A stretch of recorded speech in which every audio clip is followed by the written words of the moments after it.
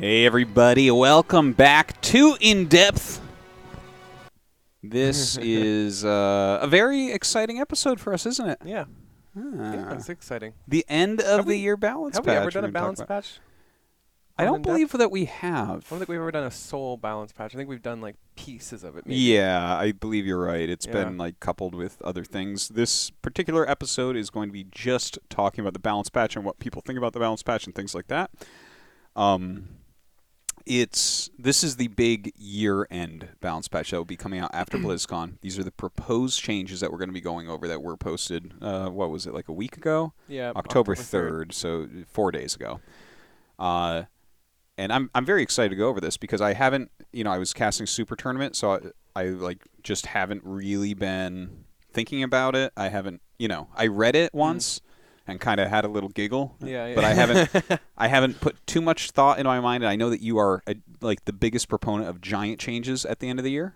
So have you looked at it deeply I yet? looked at the results, but I didn't contemplate life on them. You know what I mean? Yeah. Like I was happy with the direction, but it's also, again, like I'm one of the people, like, if they removed a unit, I'd be like, oh, hell yeah. You know what I mean? Yeah. If they just took out the Swarm House, Just like, the that's fucking Infestor's gone. just gone? Yeah, I'd be I like, okay, let's go. Yeah, I think Infestor's everyone gone. would be like, yeah. I would actually be really excited for that, even though I'm losing a unit. Yeah. Like, any changes like that where we're going to, given something we have to adapt with, I'm really excited for. But I was like half excited, so. Okay.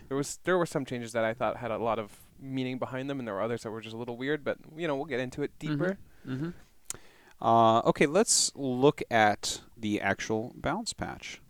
Sure. And we will just go through this and then eventually check out what the community is saying and see if we agree or not. All right, everyone, each year we take a step back to evaluate what improvements we could make to the game for a post-BlizzCon design patch. As we come closer and closer to stability with each passing year, for 2019, we'll be focusing more on tweaks and refinements to existing units. Sorry, buddy. That makes me a little sad, but... Yeah. Some themes in this year's patch include introducing new upgrades designed to gate the full power of certain units and improve late-game usage of others. That, in theory, sounds great. Yeah, that sounds strategically reducing ranges of key units and abilities to encourage greater interaction in late game. Okay, a bunch of stuff jumps to mind about that. Out of curiosity, yeah. Just like straight up, do you think that this direction that Blizzard's trying to take the balance is a good thing or a bad thing? Like going into more viability with more late game options, is that a positive or negative thing? Not necessarily negative, but is that the direction we want to go? Okay. I think all change is good. Yeah. So, but is that the direction you want to take StarCraft 2? Is to more viable? If I was running the balance team, and I don't run a balance team, so I don't know how much that means, but I do just sit around and think about StarCraft all day. This sentence right here, introducing new upgrades to gate the full power of certain units, improve late game usage of others. The second part of it, improve late game usage of others, that sounds really good. The first part sounds okay. For this one, I don't like it as much because they're talking about ranges like the siege units that you use in the late game, which would obviously be things like Tempest and Broodlord and things like that. Whereas I actually think, like if I was in charge, I would be nerfing spellcasters in general because spellcasters sit with long-range units. So I feel like this might be attacking the wrong thing. Okay, so I talked about, I think me and Sasha and Stray had a side comment, and where I was like, are Broodlords even good without like the other units? You know what I mean? Like I'm thinking like a ton of Broodlords is good, and no Broodlords, or like 5 Broodlords is terrible without anything else. You know what I mean? Yeah. And the proposed changes was like, it felt a little weird because the Infestor or like the other units were a real problem. It wasn't the Broodlords, unless you get a ton of Broodlords, in which case maybe like 20 Thors is not going to kill like 30 Broodlords. But at the same time, like we can actually get into it. But if the proposed changes in Broodlords felt like it was targeting the wrong thing, that's what I'm trying to couple this with. Because the change it's down. Like we'll talk about it deeper. Yeah. But yeah, I totally agree with you. It feels like the target is wrong, but the idea is right. You know what I mean? Yeah, well, I mean, I think they know the things that have to be addressed. It's just, I am, as someone who, like, I just love RTS games, and I've played a hell of a lot of both StarCraft 1 and 2, and I recognize the differences and why each of them are great. And I really feel like improvements can be made if we nerf the hell out of spellcasters in StarCraft 2. And I would be if really we're just messing with the range of the units. It's like, and now the units have less range. I'm like, wait, doesn't that make Storm and Fungal more powerful? Yeah. Even more powerful now that you can't zone that crap out? Yeah.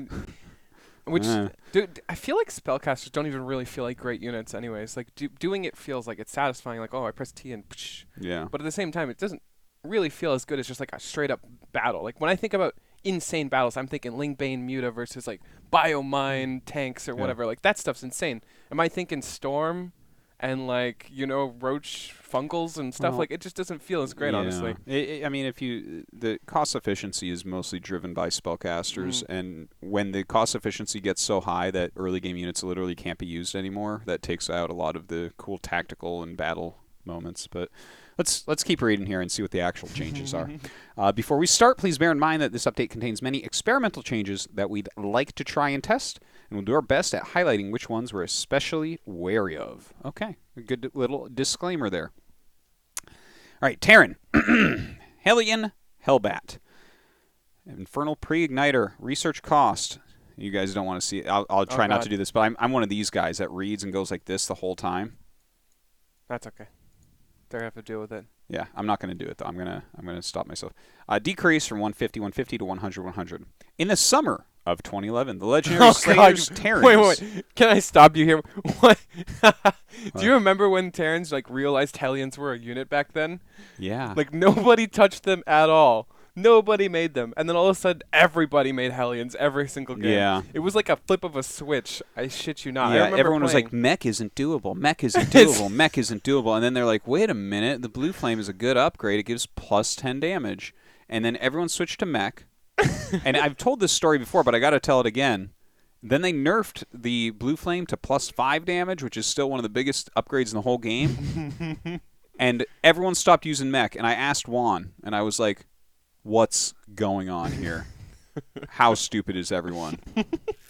And what he said was, they're trash now. You can't use them. And I'm like a plus 5 attack upgrade. Everyone gets plus 1 every game. Yeah. You don't want plus 5? Okay, cool, sick.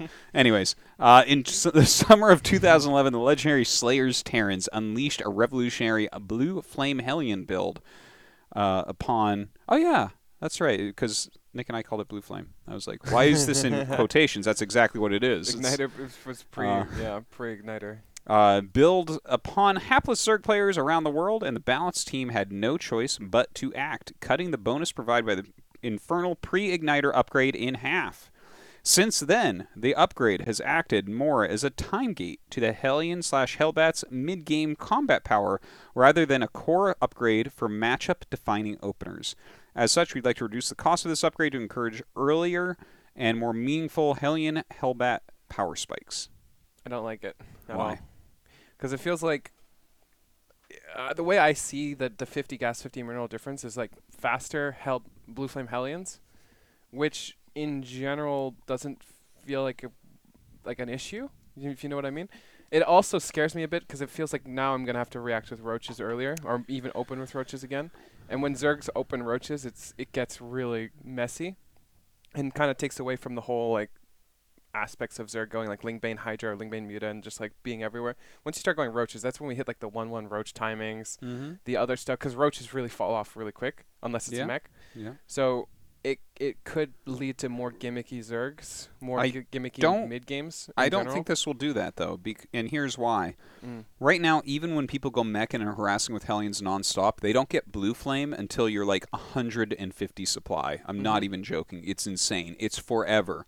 A lot of times I see Lings coming towards them where it's like Cyclone Hellion on the map. I'm like, oh, these Lings are toast. And then they shoot. I'm like, oh, he still doesn't have Blue Flame? That's crazy. Like, it's been 100 years. Get Blue Flame. So people are getting it ridiculously late. It's like an afterthought upgrade is what it is. So well, the thing is that if it's an afterthought upgrade, decreasing the value by 50/50 doesn't really change the fact that it just makes it more accessible earlier on. Yeah. Which means they have to respond to it. But I mean, faster. if it turns into something that's like a timing, it will become a timing, is what I'm saying. Off of 50/50, you think it just automatically becomes a timing? I think that's a very big change in the early game, but no change whatsoever in the mid to late game. You are right. It's a bigger change earlier. And then, I will agree with that. I mean, it could just be nothing as well. Don't get me wrong. I'm not saying it's Yeah, Armageddon here. I'm just saying if it becomes something, it most likely will become a timing in the early game, which will most likely force Zergs to go roaches, which will most likely lead to more of these gimmicky stuff that I'm talking about, like one-run roach timings or whatever. Because if people are investing in Blue Flame early on, then roaches are going to counter that, and then you're going to have to get your use of your roaches early on. It could just be nothing, by the way, too. Could just be exactly the same where we're still getting it at like 150 supply. I think it would stay the same, but if then it what's did the point appear... at the same time? Well, I think what I mean is I don't think we're going to get timings because to do a Blue Flame Hellion timing, you'd have to be going to factory right off the bat. And there's already a decent range of Roach and Roach Ravager attacks that are okay and get used. Right. So let me give you a hypothetical. We open 2 factory. You know how we go like Cyclone Hellion? We open up with like 8 Hellions and Blue Flame really early, right? Yeah. And you hit with like 10 Hellions, Blue Flame Hellions, so like a third base and maybe run 4 into the main or something. And behind this, you go Cyclone Hellion, like mobile mech that we know. Battle mech, whatever the fuck you want to call it. I don't give a shit. You know what I mean, though? Like, now that sounds really strong to me, and I have no idea where it would actually play out. But the idea is now the Zerg player has to go into roaches again because we've shown enough Hellions that there's just too much of a chance of run-bys. If you do Lings get the will quick never be upgrade, used you because have Lings, to get roaches. I definitely do agree with that. Lings are complete trash against Blue Flame. Yeah. So you're forced into roaches, and then we get into this weird position again. Yeah, and I don't like forcing Zerg to open Roach unless you really commit to something yourself. Is this a big enough commitment that that's fair? I don't know. It's hard to say. I mean, I'm not it's saying hard just to say. axe it. But I'm saying I'm a little bit worried about it. Like I mean, I really appreciated before the PvZ matchup was turned on its head when, like, for instance, a big part of the game was trying to get Zerg to go roaches. You know, and it was like, okay, I'll do these 3 things to my build to make you go roaches, and then the Zerg goes roaches. You're like, okay, there we are, there we are. That's what it feels like. It feels like this could be a tool to do that as well. Yeah. So okay, I mean, I don't have strong feelings either way on this change. I mean, I'm also a Zergling player, so this would make me really sad. Yeah, that would make you sad. Okay, Thor. High impact payload damage decreased from 40 plus 15 massive to 25 plus 10 to massive. High impact payload weapon cooldown decreased from 1.7 to 0.9. So it looks like it's going it's speeding up by a similar percentage to the damage nerf. Right. That's what that looks like. Yeah, just about. Close to that at least. A common complaint we've heard regarding the Thor is its ability to be controlled in late game fights because the Thor's anti-ground and anti-air attacks have such drastically different cooldowns. It can often feel unresponsive in these engagements. That I agree with. Yeah, I like this a lot. This I like this sentence or 2 sentences is amazing. Like this is very much on top of how it feels. Like the Thor feels like a buggy, stupid unit because you like attack and then I sit there as a caster. I sit there and I'm going like this. I'm like. Oh, he attacked again. Okay, I wasn't sure if it was like trying to move and Lings were in the way, you know. This could open up a lot of micro potential too. Yes, much more. The only thing that sucks is that this is coupled with the Broodlord change, which we still haven't talked about yet. Let me finish this first. Thus, we'd like to try an experimental change that brings the high impact payload's cooldown to the same as that of its anti-ground weapon, Thor's hammer. The primary it's so funny that they always use the names of like I understand why like you can speak here. you can speak very specifically about this, but like I mean, I've cast and watched and played so much StarCraft, but if you it's true. It's the same with me. Sit me on the like edge of a building and you're like, I'm gonna push you off unless you know the names of all the attacks. Wait, I just do you go know off the myself. Ultimate speed upgrade name? No, you don't. Okay, let's continue. I know what the icon looks like at least. All right. The primary purpose of this change is neither to increase nor decrease the Thor's power, but rather to improve the responsiveness without hurting its fantasy. Okay, I don't get that, hurting its fantasy, but I'll move on. Of course, there are trade-offs in this change. While this new Thor has lower burst damage, it will tend to overkill its targets less frequently. Because we view the lower burst damage to be slightly more impactful than the overall kill potential, we'll also be slightly raising the DPS of this weapon to start off. Okay, I don't get the fantasy thing. I don't care about the fantasy thing, but I think overall the way that they've explained this is really smart. It's going to feel more responsive. I agree. It's going to have more micro potential. And that's actually true as well. You're going to get less overkill shots, like if you're targeting something. Right. I mean, you don't get that much overkill anyways in StarCraft 2, but there is some. So Stalkers feel like they do that a lot. yeah, it's because they shoot so slow now. But I like the change. It's good. It feels like it's interesting. I don't know how to play it without playing around with it. Making it more microable. Yeah, it does sound like that's a good because thing. its anti-air crap is so we literally. clunky.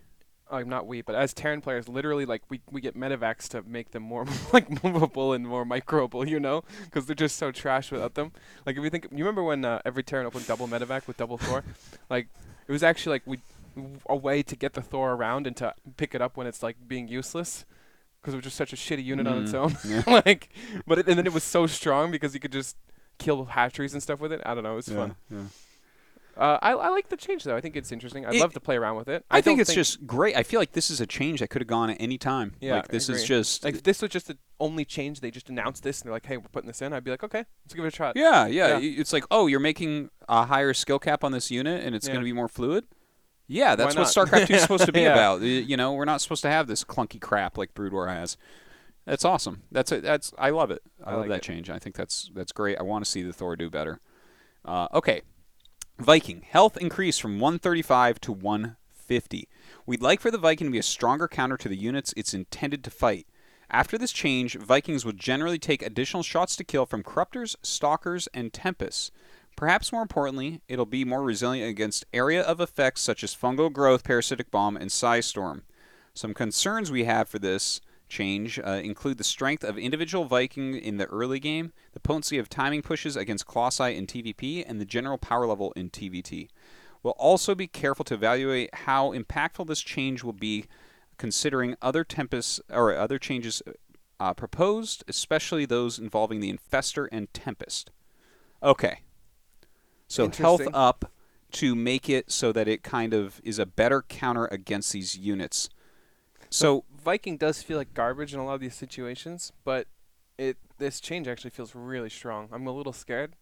You know what I mean? Like a Viking looks like it sucks when it's getting fungled or when it's getting parasitic bombed or whatever. But like head to head, Vikings are pretty sick, especially with like in TVT they're really scary too. I'm a little worried about it. All right. And with the coupling with mech and stuff, I don't know. It's a big change. We'd have to see it. I have a really strong opinion on this. Okay. I think that this is a bad change. I'm ready. Okay, this again. Now I'm probably going to be beating a dead horse by the end of this episode talking about these balance changes, but they're saying that like it will take additional shots from Corruptors, Stalkers, and Tempests. I'm like, those aren't really actually the things. Stalkers are really not a thing. These are not the things that kill these. Corruptors, sure. I get the Corruptor one. Okay, but no, it's not Corruptors. If you ever see Corruptors and Vikings just duke it out the entire time, no. you message me. I want to see that. I want to see it happen because it's never happened ever, because the way that you counter Vikings is not with these three units. These are not the counter. That's true. Do you know what the counters are? Fungal. They're written down here. Yeah. So wait a minute. Are we back at the point where it's the spellcasters that are screwing everything up, and what we're going to do is just give this thing more health? Yeah. Because the spellcasters are too strong in the late game. Yeah. I have a feeling we're going to run into a lot of this stuff. I actually like that idea. It'd be interesting, like, if we were the balance team and we actually had time to, like, just go over the proposed changes and, like... I would nerf the hell out of the spellcasters one way or another after BlizzCon and just look at what happens in the game. Yeah, it'll probably, you should it'll do that, go, I think. People go insane for, like, 2 weeks, and then we just tweak better stuff games. a little bit, and then people are going to be like, wait a minute, you mean I can just use whatever types of units I want all game long and I'm not forced into, like, a weird-ass composition because all the splash damage kills me instantly? And the funny thing is we still have splash options. Like, for example, let's say we take Storm out completely. Whoa! We take Storm out completely. Whoa! Then we have Disruptors, we have Colossi, we have... I mean, I assume Storm would still be in the game. Maybe coupled with Colossi, it's still good. Like, it just feels like there are many options, but Storm itself just feels so strong in all Dude, when I see a bunch of cases. Vikings, I smile, and I make Psystorm. I'm not like, well, I'm better... I don't sit down, I don't alt-tab and pause it, right, and go into Calculate and be like, how many Tempests do I need to one-shot this? That's not what I do, okay? And no one else does that either. Yeah. And the person with the Corruptors, they have the corruptors to tank a little bit and screw with AI and finish things off. And so your broodlords aren't just getting shot. Parasitic bomb and fungal are actually how you kill them, and that's how you see them die every time. And 15 health to that. I mean, that's why we don't mass corruptors. What are we even? Right? What are we?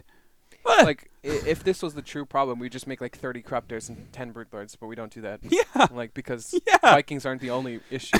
No, they're not. Okay, so for me personally, this is the wrong thing to be looking at. It just feels kind of silly. And yeah, the thing is, I can see this affecting TVT even more because already TVT is scary for me. Whoever is making Vikings, whenever we have a game where one guy's making more Vikings earlier and one guy's making more medevacs earlier, I just look at that. I'm like, I know who's gonna win. It's the guy making the Vikings. The guy making the medevacs is eventually going to load them all up and try a doom drop, and it's probably not going to work. With an extra, even the TVT altercations are going to be way different with their 15 HP difference in Vikings. Like a lot of the times when a Viking versus Viking fight happens, it's one like very specific way. But if you have more HP, it's going to take more shots. It's going to be, I don't know how that scales with Vikings. I feel like the Thor change could be really interesting in Viking Wars TVT as well. That's true. That's actually, I didn't think of that, but that could be a very interesting. It could be really good against Libs too, because I think that's when Thors become most useful. Is when we go Viking versus Viking, and then they're starting to add Libs on too, and then you're like, well, now I can't actually come back, so I need a couple Thors or whatever. Yeah, Thor versus Lib would be really interesting. Huh. But yeah, I don't see the point of this change much. Yeah. Well, the thing is, like, I understand you want them to counter those units more. Well, if you do, because Vikings stack like crazy, and you need lots of them. This is why, okay? Tempest, it's like you need like 4 to 5 Tempests only, and they have a sick range, so they can actually be split, and they have more health because they're actually a higher tech unit. Right. Vikings are used all game long. You need a lot of them to actually counter these units, which means they stack, which means splash damage wrecks them. Yeah. Which means that adding 15 damage, it's like, well, the fungal still hit all of them and did all of its damage to all of them, didn't it? That's true. My God. The thing that the problem is, like, Parasitic going off on all the Vikings still is going to look disgusting, you know? Yes, it's going to, it's like, but does Dark need to suck a little bit more health out of another extractor to kill all those this time? It's like, it's true. It doesn't feel good. Anyways, this is not how you make them counter those more. Okay. Moving on. Medevac. Moved the rapid reignition system. What is that? Is that the one that makes the boost longer? I think that's the upgrade where you put 6 SCVs in a bunker or something.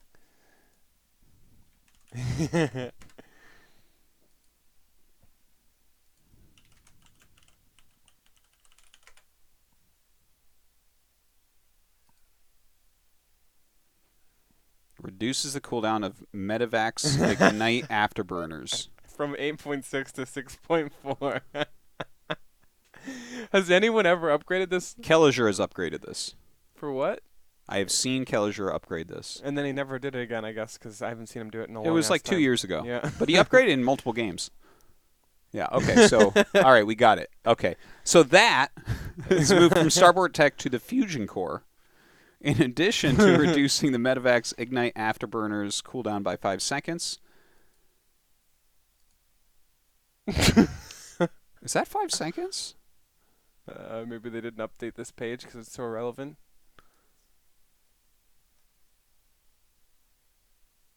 Oh, maybe this is Blizzard seconds?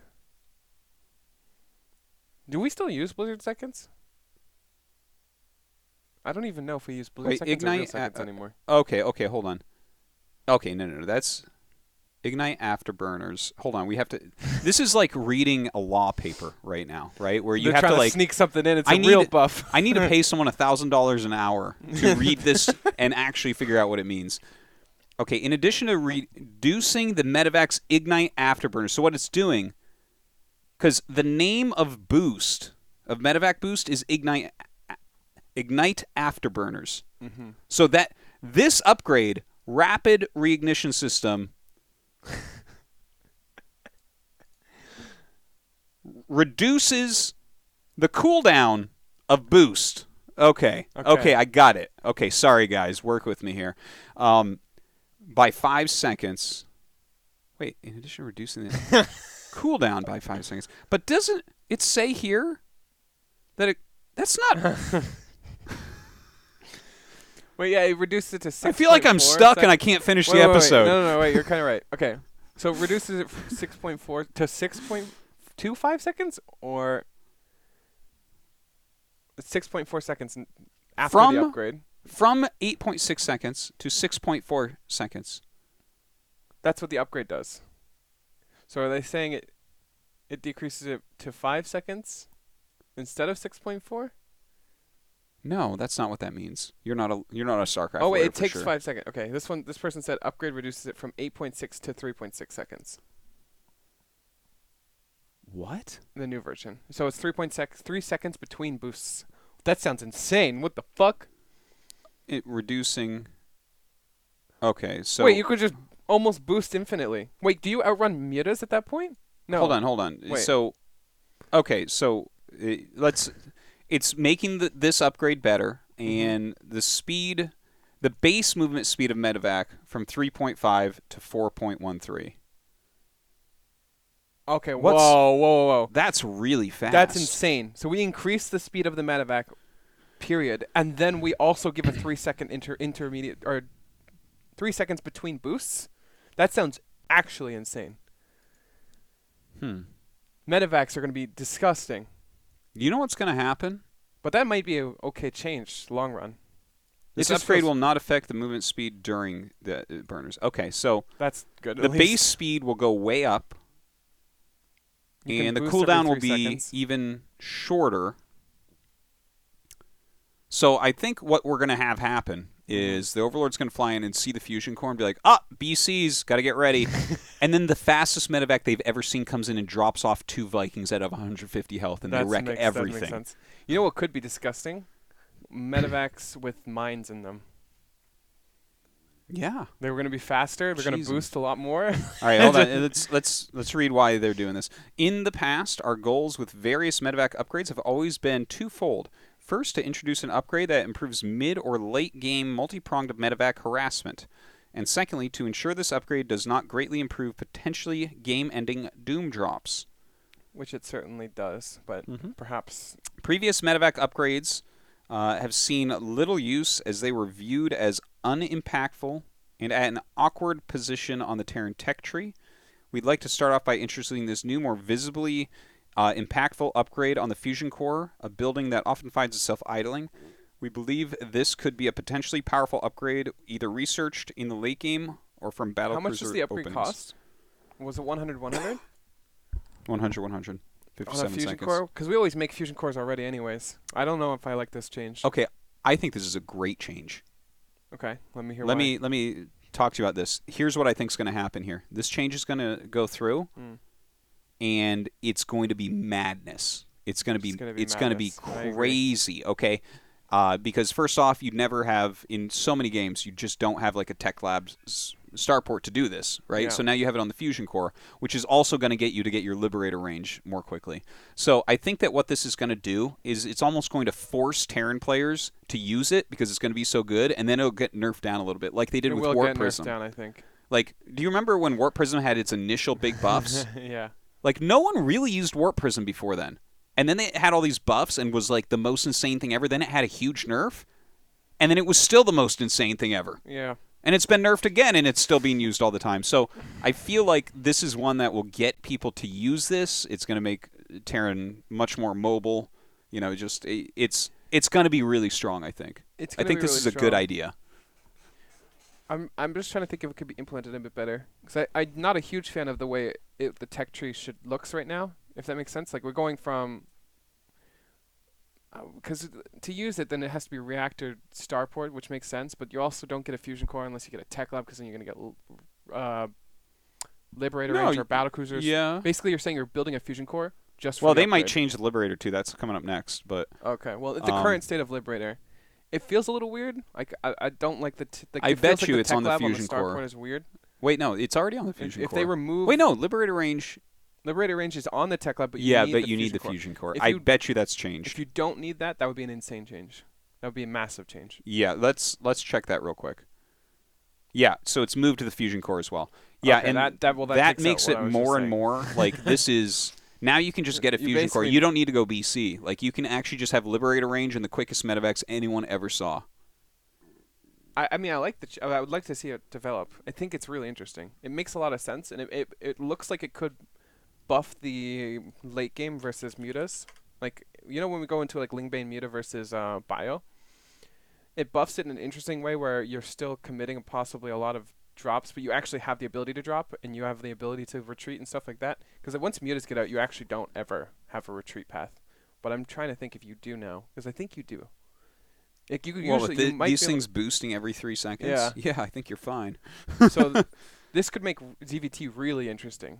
Because Yeah, no, this I also is... think Zerg's response to this will be mutas more. Well, the speed of this is going to be really fine against stalkers as well. Think about that for a moment, Yeah. right? Okay, so like This you're might going to make have your Terran one more, like, blink. pick apart Terrans. Yes. Like Yeah, it'll- you're going to multitask all over the place. this is a huge buff to like Maru. It's a huge buff to a lot of these Terrans. Any that are multitasking, really multi-pronged. Beyond would be insane. I would love to see what Beyond did with this patch if he was still around. But yeah, no, this I think it's really strong and a really good idea, and will be nerfed. Yeah, I agree. I think it will be nerfed, but I'm really interested to see its. I mean, I'm really glad it's a post BlizzCon patch because I think that gives us what, like 3 months of playing around with it. Yeah, before anything starts, probably. Yeah. Here, let's read about the Liberator here. Advanced ballistics upgrade moved from Starport Tech Lab to the Fusion Core. I like that Likewise, the change. transition to ranged Liberators can also be awkward and, in more than one matchup, leads to a period of inactivity on the Terran's part. We'd like to try to smooth this transition by transplanting the upgrade to the Fusion Core, and we feel confident we can safely do so with the following change. Advanced ballistics upgrade now increases the range of Liberators in Defender mode by 3, down from 4. It's going to make map makers happy, huh? Yeah, that's nice. We'd like to reduce the range of a few key units and abilities, including fully upgraded Liberators, in order to promote more unit interaction in the late game. This range reduction is meant to be viewed as a package with the changes to Neural Parasite and the Tempest, as they are 2 units/abilities that often interact with the Liberator. Do you neural Liberators? No. Have you ever seen that happen ever? No. Okay, I was just checking. I was just checking.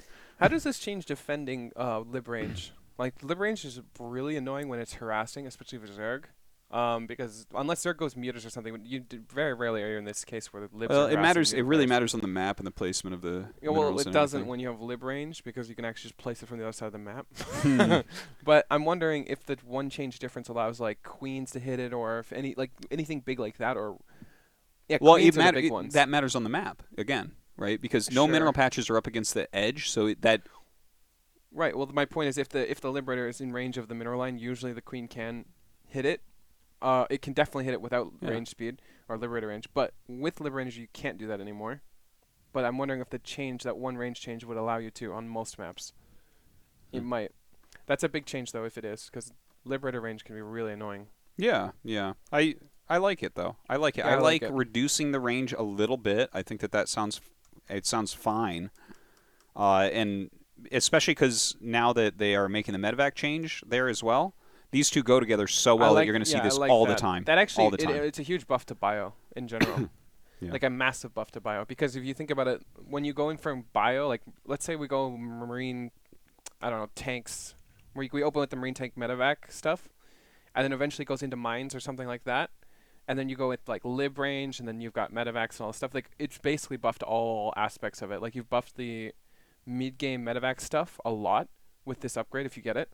You've also buffed your transition into, because you don't need to go back onto a tech lab, right? Like the most annoying thing ever to get lib range when you're going bio is the fact that I either need 2 starports or I need to take my starport off of a reactor, which is building medevacs, move it to a tech lab, and start the upgrade and only be able to produce 1 unit at a time. So basically you're forced to double starport or have a huge economy. It just feels way smoother. Every transition feels way smoother. Yeah. Which I like. Oh, that's cool. I like this package. I really like this package. I think it's brilliant. And it also shouldn't really change mechs, so I like this. I really want to push Terran more towards bio. I think bio games are just so much more interesting. Yeah, I would agree with that. Raven. Interference matrix energy cost increased from 50 energy to 75 energy. Interference matrix duration increased from 8 seconds to 11 seconds. We believe the Raven is slightly too powerful in early game TVT, leading to a low level of diversity in this matchup's openers. As Interference Matrix is key to the Raven's strength in TVT, we'd like to make some adjustments to divert its power from disabling siege tanks. As early game TVT engagements are characterized by quick exchanges of tank volleys, we believe an energy cost increase in favor of increased duration will constitute a bigger change in TVT than the other matchups. I don't agree with this at all. You I don't feel like agree or you don't disagree? I don't agree with it at all. Because by the time the Raven gets over, it usually has enough energy for 2. And possibly it doesn't have enough for 3. Well, it can though. No, it does. It normally you just see it spam them out, and then you're like, oh, I guess it's all over. And then it's like, no, I have another one now. Yeah, right. It's so basically 50 was too cheap for that. We can get 2 though, and they last longer. Mm-hmm. So we can disable 2 siege tanks for an even longer period of time. I feel like a lot of my fights when I'm defending is like, just please hold out for that last 2 seconds. You know, like my Marines are just sitting there like defending my tanks. And I'm like, come on, 2 seconds, and then this is going to come off, and he's going to back up. But if I have another 2 seconds, I feel like all my Marines are going to die, and then they're going to be on top of my tanks. Yeah, the time increase is I would actually interesting. just like the change without the time increase. You know what I mean? Like just 50 to 75, because it's still impactful. It's still great. Like we're still going to use it. Yeah. But the time change actually almost feels like a buff. This, when you see, the 8 seconds that it is right now, I feel like a lot of the time. 3 more seconds. It's so long.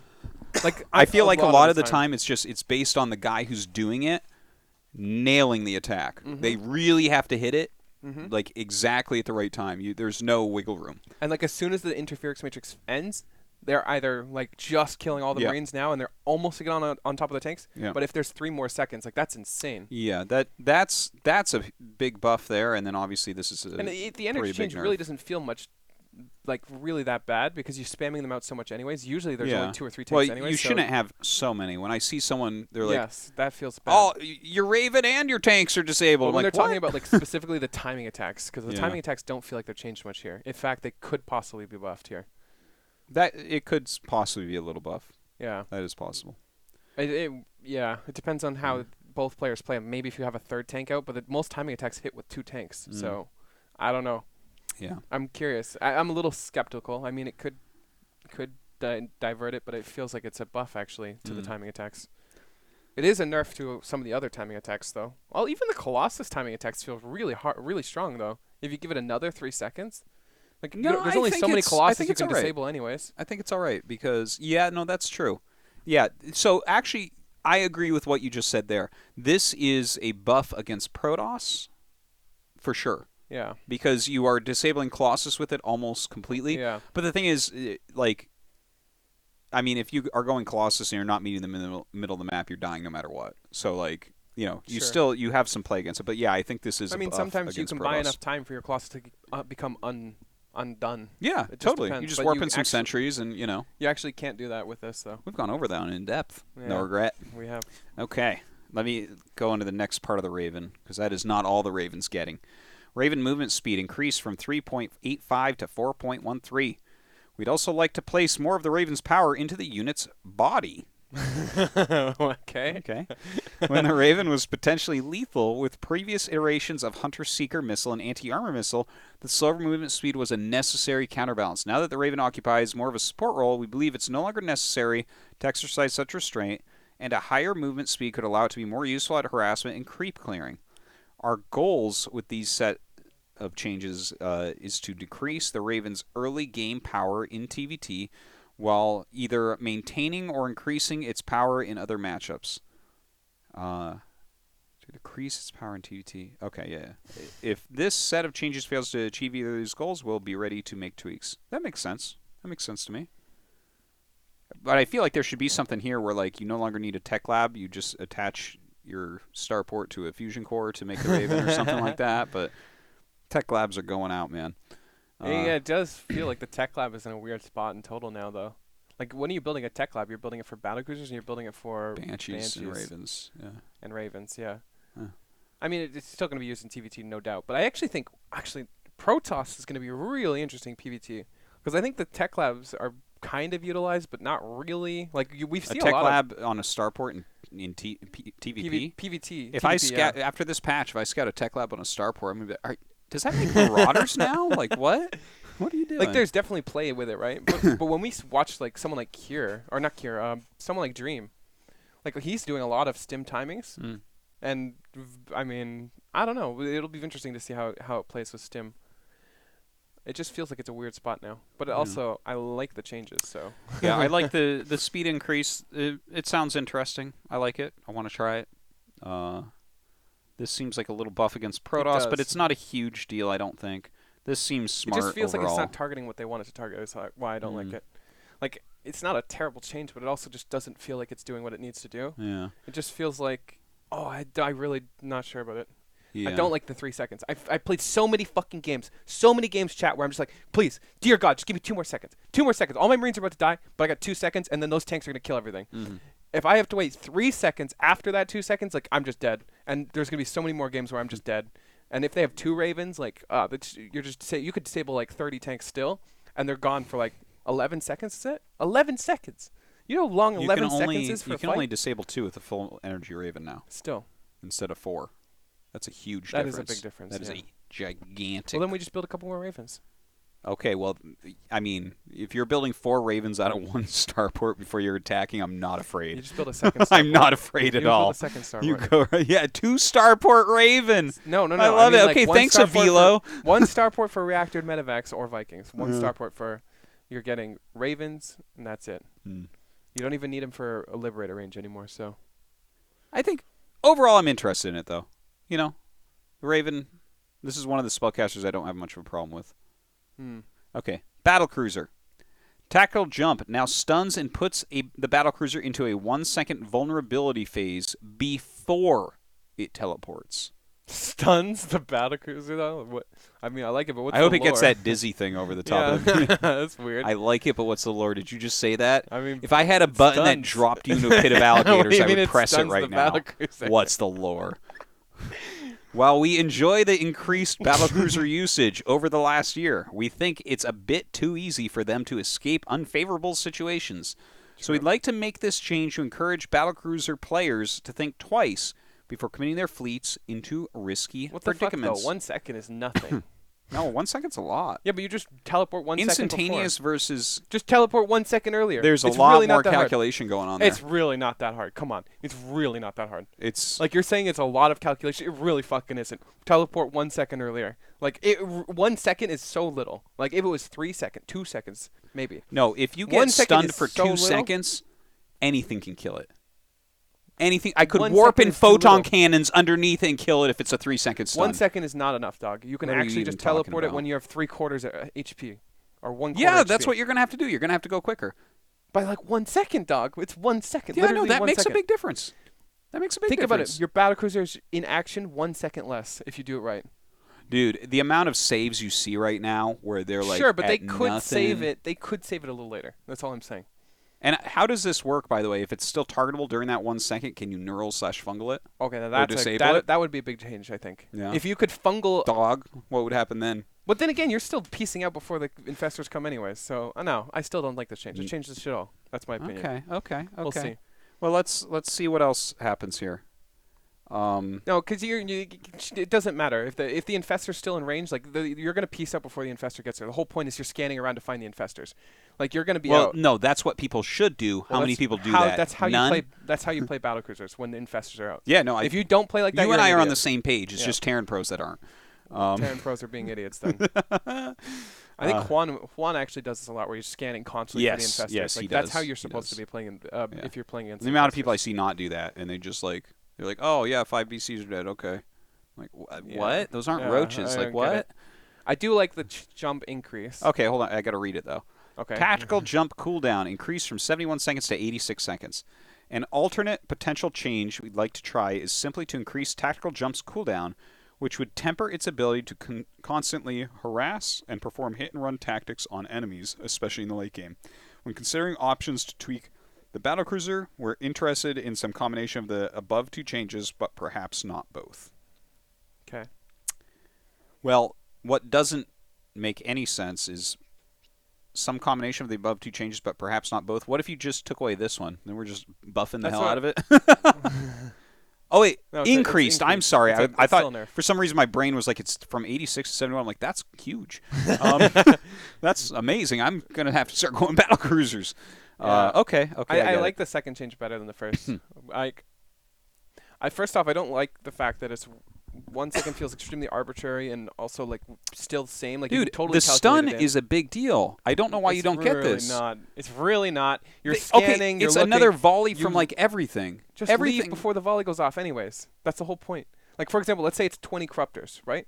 And they take one shot at your battlecruiser, and now you're down to half HP, right? Yeah. You're going to teleport anyways. Yes. So you teleport then.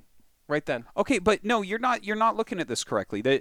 The stun makes it like you have to jump a lot earlier. Yes. This gives more reaction time to your opponent. Okay, not everyone is making the exact right targeting in the exact right second.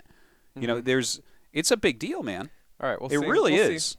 I'm pretty sure it's not like 90%. This is a powerful nerf, and now I read someone said they tested it, and if you go, if you fungal it or neural or something during that stun time, yes, gone. Yeah, but you're so when the infestors are right near you and you try to jump, you got to wait a second, and now they get caught. Now they get caught. I just feel like the cooldown change is better. Because it makes less gimmicky situations anyways. And you're just going to be way more conservative with your jumps, which is still not a problem. I think the bigger problem is Yamatoing and then instant blinking away. Hold on. I think we need to finish the people are here. saying we should. An alternate potential change we'd like to try is simply to increase tactical jumps cooldown. Already read that. Which would... Oh, yeah. Okay. Never mind. I'm like, okay. So up here, right? Our goal with this set of changes is to decrease the Raven's early game power in TVT. Oh, wait. Okay. Yamato Cannon will no longer cancel itself if a target enters a transport or becomes cloaked/burrowed. Instead, the Yamato Cannon will miss and the ability will go on cooldown. In addition, we'd like to introduce some counterplay options against Yamato Cannon. Okay. I'm interested why chat wanted us to read this so badly. I don't know. They probably think that's all connected. But okay. I mean, I don't. I'm trying to find the connection here, guys. Wait, did we miss something or what's going on, guys? I mean, so if you Yamato BC versus BC is changed, or what's the point here, guys? Well, no. I mean, it goes on cooldown rather than, being reset so you can use it again. So you can actually dodge Yamatos now. Oh, I thought it was the other way around. Okay, never mind. No. Yeah, no, it's good. It's good. Well, that's a pretty big change for BC versus BC.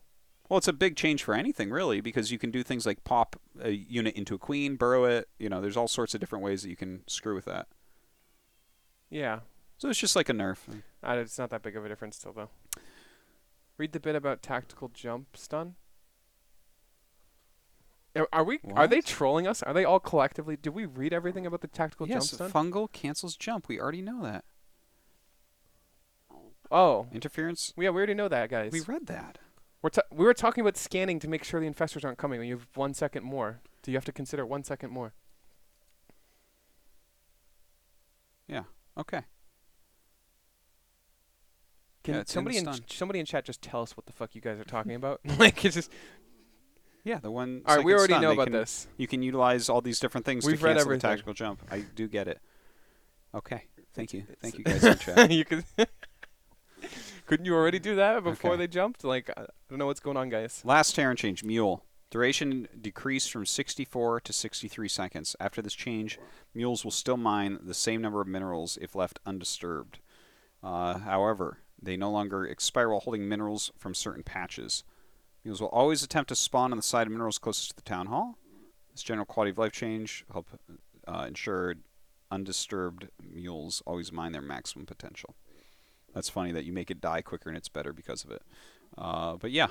You couldn't before. What are you guys talking about? You can fungal battlecruisers and they can't teleport. If they're fungled, yes. Yeah. But now when they've been told when they start it, you have time to do it. Like if you see them jumping away. Right. But the Terran players are already avoiding fungals. Here, let me explain this. So why wouldn't you just... Let me explain this to you, okay? I have the perfect way to explain it for the fungal and the 1 second. You say that you will jump before you see the sooner infestors, now. Yes. Now we're in a situation where if there's an actual battle going on and you have spellcasters there, they can't jump away. Right. Because they'll try to jump and you'll see them trying to jump and you stop them from jumping. Okay? Okay. It's a big deal. That is a big deal, I guess. Okay. But at the same time, I mean, sure, whatever, guys. You guys can have it. The battle cruisers are so off and on. What do you think about this mule change? It's a big change, actually. I mean, this is a big nerf to the Terran economy. That 1 second. Actually, all seriousness, it doesn't change that much, but it does change. Well, it just makes it so you don't have to pull the mule. Yeah. on the last second. It doesn't make much difference, to be honest. Yeah, they're taking out like a mechanical thing that's like hard to do. Yeah. Which is, I mean, Terran is mechanically a bit But if harder you get than the other harassed races, and that maybe, mule so. moves at all at any point, doesn't it just fuck up the whole like timing of everything? It might, yeah, it could, yeah. Or what if you like? Well, I think that already kind of. What does. if you drop a mule and it misses the patch and you just click on it? I've dropped a mule before and missed the patch by accident. Just click on it and put it on. But like, I mean, no, it really you'll still make it because now it will die before it finishes the mineral, but the walk back. So there's some leeway in there. Yeah. So anyways, whatever on that one. Not a big Quality change, life, yeah. whatever. Zerg. Oh geez, this is the one, isn't it? Infestor. All right, I'm nervous. I'm nervous about what I'm about to read here. It's a lot of changes. All at The once, most too. problematic unit in the history of the game. Let's read about this. No, it's the Zealot. Get out. I'll ban you. I'll ban you. Infested Terran energy cost increased from 25 to 50. Infested Terran health increased from 50 to 75. Infested Swarm egg health increased from 70 to 75. The Infested Terran's Gauss rifle damage increased from 6 to 12. Feels like 60, am I right? Does it? The Infested Terran's Infested Rockets damage increased from 14 to 24. Infested Rockets now gain +2 per ranged weapon upgrade, up from +1. Infested Rockets attack period decreased from 1.14 to 0.95. We'd like to redesign the Infested Terran ability with the following goals in mind. First, to make each Infested Terran feel more like more of a commitment. All right, I gotta clap with my syllables here. Secondly, we want to provide players with more clear play options. With more clear play options. They put the see. That's not my fault. That one. That one is not your fault. Yeah. Options against Infested Terrans. Our proposal is a more expensive and powerful Infested Terran that is still vulnerable to key Terran and Protoss units and abilities. With this redesign, while Infested Terrans will have higher damage density, they'll be more vulnerable to Psionic Storm Disruptors and Liberators. Okay, so the first thing that jumps to mind is the 70 to 75. Isn't a Liberator do 70 damage? Yeah. So they can't one-shot eggs anymore, though? Yeah. Oh, okay. Which I think it's fine. I'm just saying they mentioned Liberators here, so. I mean, does that change actually matter? I'm trying to think. I think this is a good change, actually. I like the change. This is a nerf, I would say. I did see some people saying that this is a buff, and then doing things like mathing out what these can kill if you just fight straight up. Nothing's like that in StarCraft. It's true. It's a buff if you don't have any spellcasters, but or any AOE in general. But with AOE, this is a big nerf. Yeah, Yeah. exactly. Like the thing is, we've seen some of these top Protosses like Trap and Stats trying to counter mass infestors with disruptors. The thing is, they throw out so many that it's like, well, you would have to have 15 disruptors to kill all these, and they'd all have to hit back perfect. up and come back in with more. Yeah, but if you're only casting like, let's say 3 per instead of, My only worry is But you can't do 3. You can only do 2. You can only cast 2. So instead of 4, you can only cast 2, just like in Freedom's Matrix. My only this worry is is, do we just make more infestors? No. Well, no. You can't make more infestors because people are already making 30 infestors. What if you make 60? Then I'm going to uninstall the game. No, but to be honest, let's not say 60. Let's say we go up, like add 15 more infestors. No, because even at that, the thing is, if you're adding a bunch more, they're so far back you can't even get all the infested Terrans together because of the range of the spell. You know what I mean? Sure. Like, not that it doesn't have a good range, but are too clumpy. At a certain point, it's just like roaches or adepts. You're like, okay, this is too many. I mean, overall, this doesn't this do does anything feel like anymore. A nerf. And this is the definitely amount of times a nerf. I've watched a disruptor kill infestors, it would be even more crazy if you added more infestors. I think this is a nerf, but I'm curious to see how it plays out still. There's a little situations it might not be one. To me, I feel like not even interested to see because I feel like I can already imagine this completely. It's like, yes, they're stronger. You can cast far less of them, and they don't combo with the other spells well. Sounds great to me. Yeah. It seems like this is a very good change. Oh, I like and the thing is, now change. it's like you're gonna be much more decisive about whether or not you fight infested Terrans, and they're gonna be more decisive about whether or not they cast Throw them. them out, yeah. And more thinking about spells is good. Does this force Zergs to be more defensive with their infested Terrans? Like, am I gonna throw them on like when I have like a bunch of, I don't know. Yeah, does it force Zerg to be more defensive with infested Terrans? Because it does feel like they just throw them out aggressively all the time. Yeah. But if we build infestors, are we just sitting back now with our infested Terrans?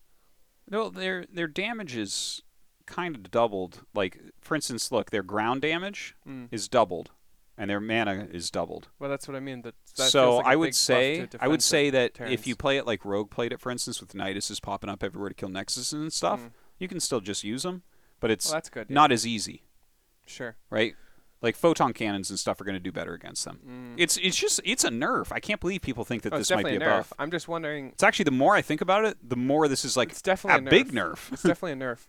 Yeah. I'm just curious if this forces Zergs to be more defensive with, like, because infested Terrans are actually a lot of the time the support for the other units, right? Like a lot of the time we're throwing down infested Terrans, it's supporting. It's like the anti-air for Broodlords or whatever. It's just it's some kind of support.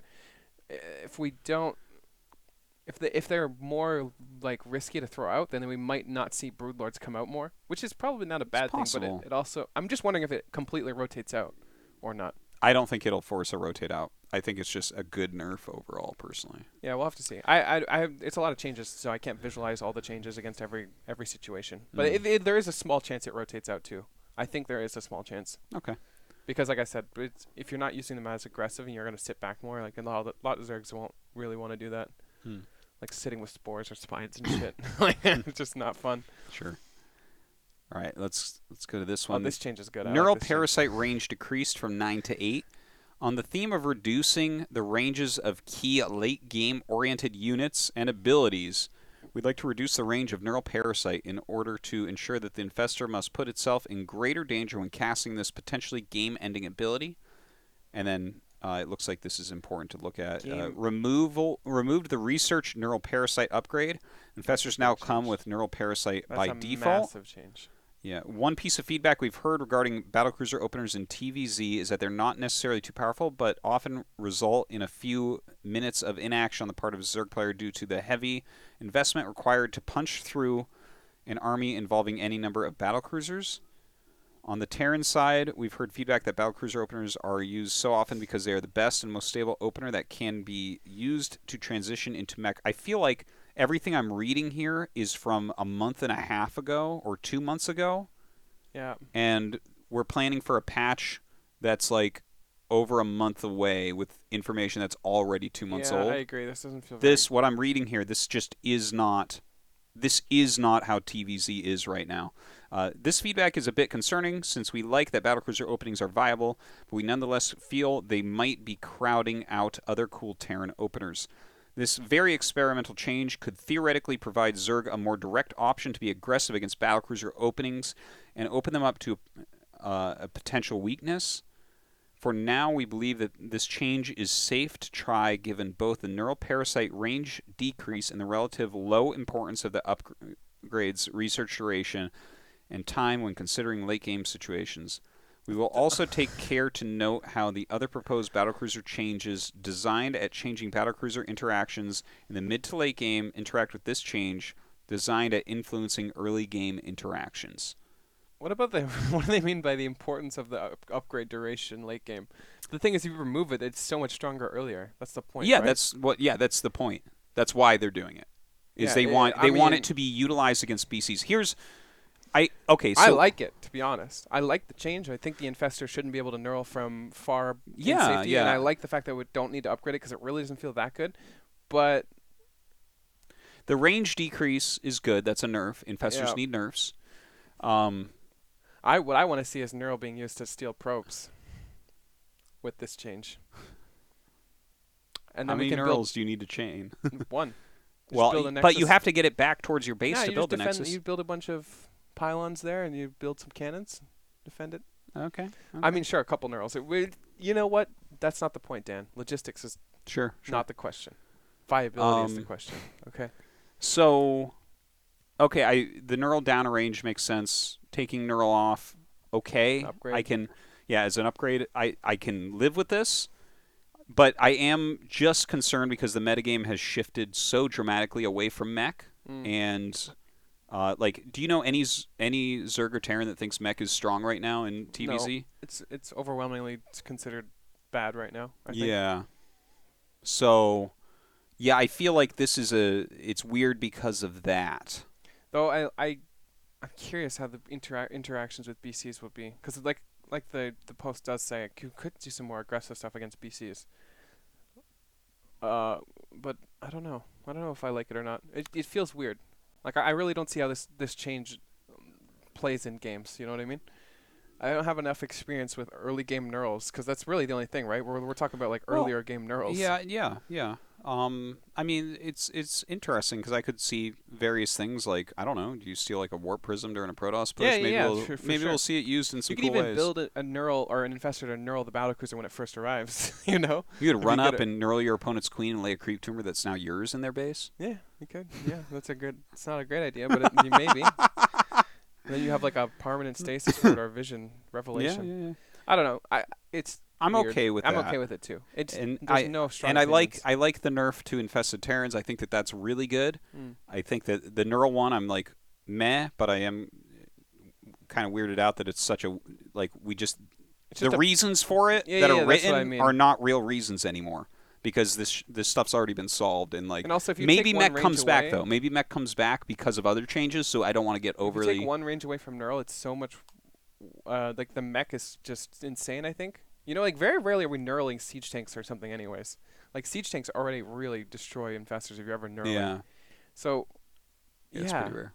What's the change for? Yeah, I'm not sure. Well, we'll see, because again, we could see mech come back based on other changes. Well, so. Would this even be good against mech? Is what I'm saying. Well, if it's BC mech, yeah, sure. If there's a ton of if tanks, you get it's a not quick good neural off against BC, that's really reasonable. Sure. Because people were already trying that a little bit, if like you can rushing a fungal neural. the broodlords or the battlecruisers already, then it's probably bad already. You know what I mean? I think earlier in the game, neural is a better. Yeah, of course, because you don't have as much support. Yeah. But you're still getting out of there. Is all I'm saying. I don't know. We'll see. We'll have to see. Okay, let's see how they nerfed fungal. Hold on. Oh yeah, where's the fungal nerf? Huh. There's neural. Mm-hmm. Neural. Infested Terrans. Okay, this is the infestor section. Maybe it's down more?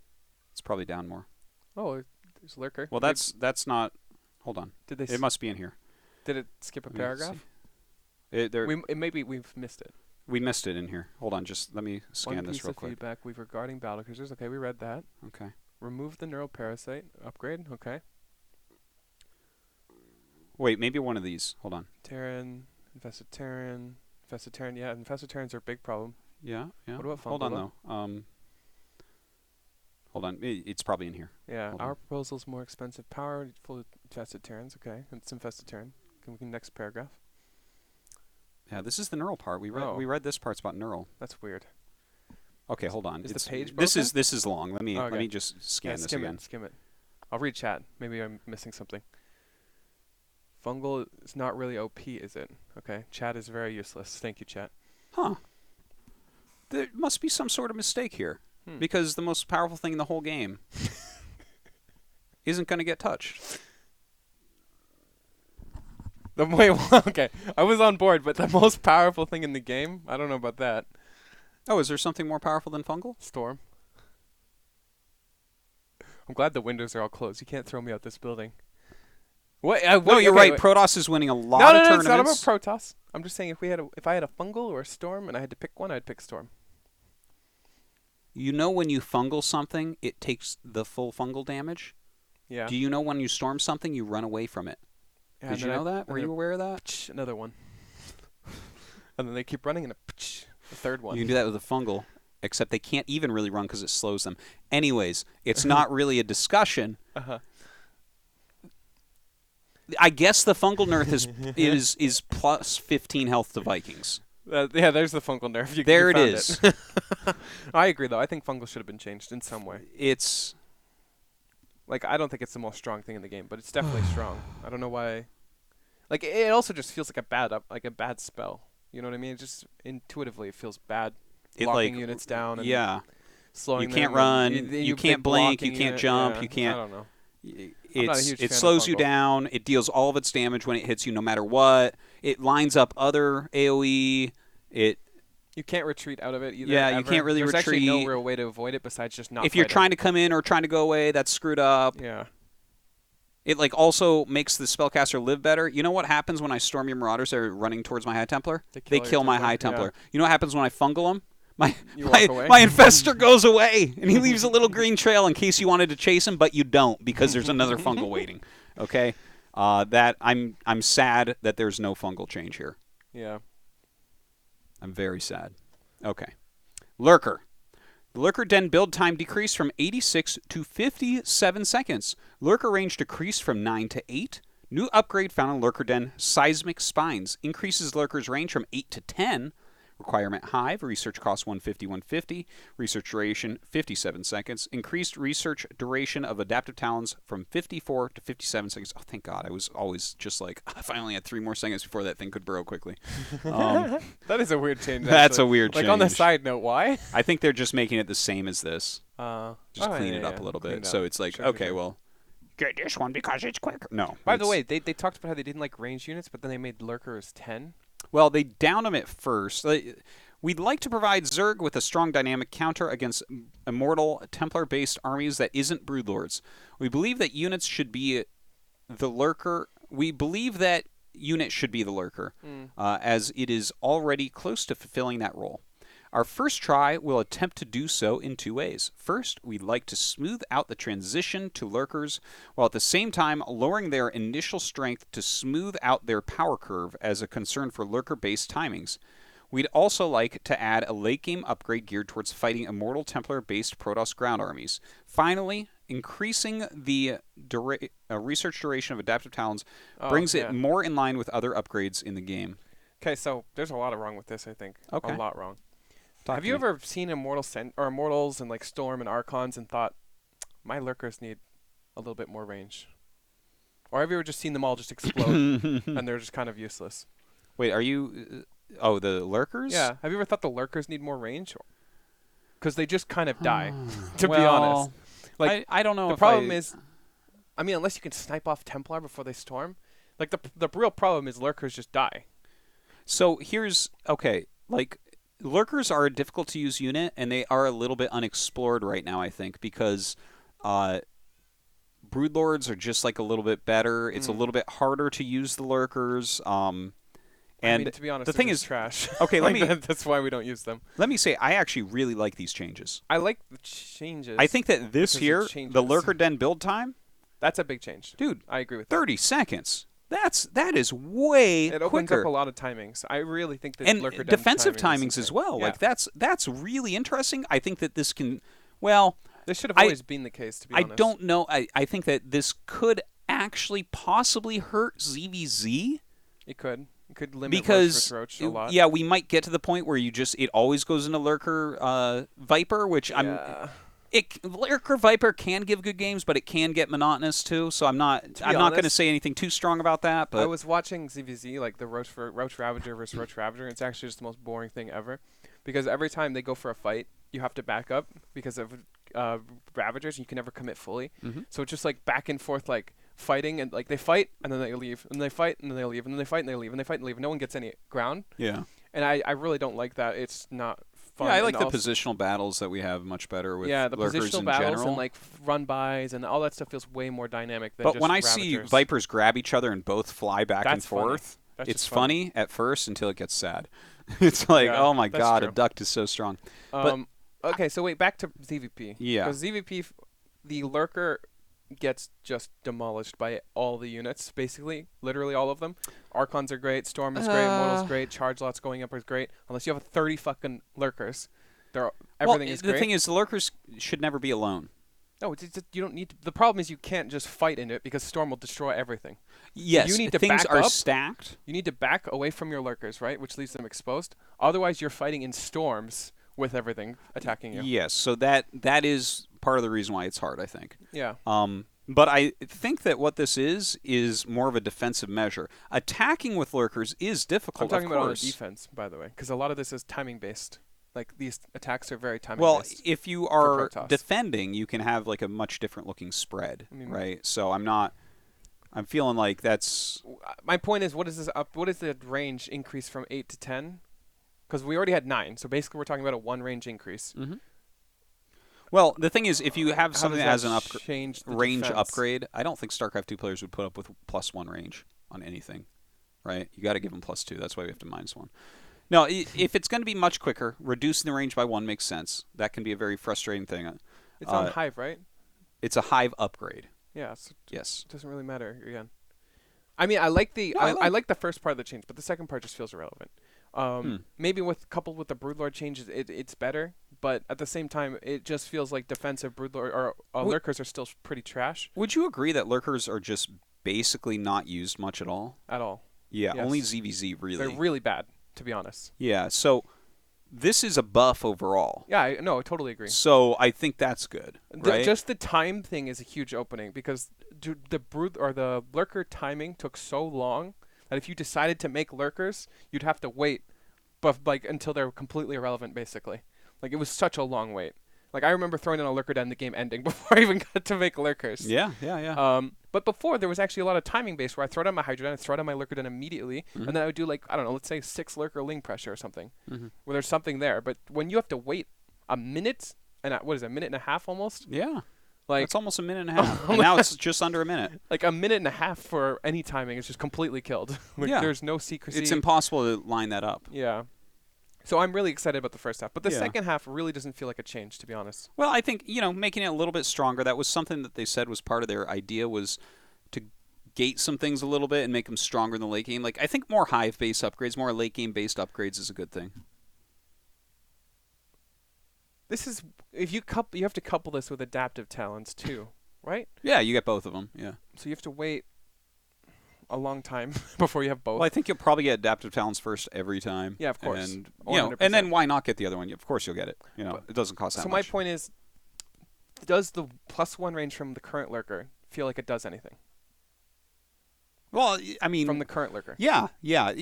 You can actually feel range changes dramatically. I know that you say this, and I agree with you, but not with the Lurker. Like when Roach went from 4 to 3, plus in Brood War, one of the most important upgrades is +1 attack range.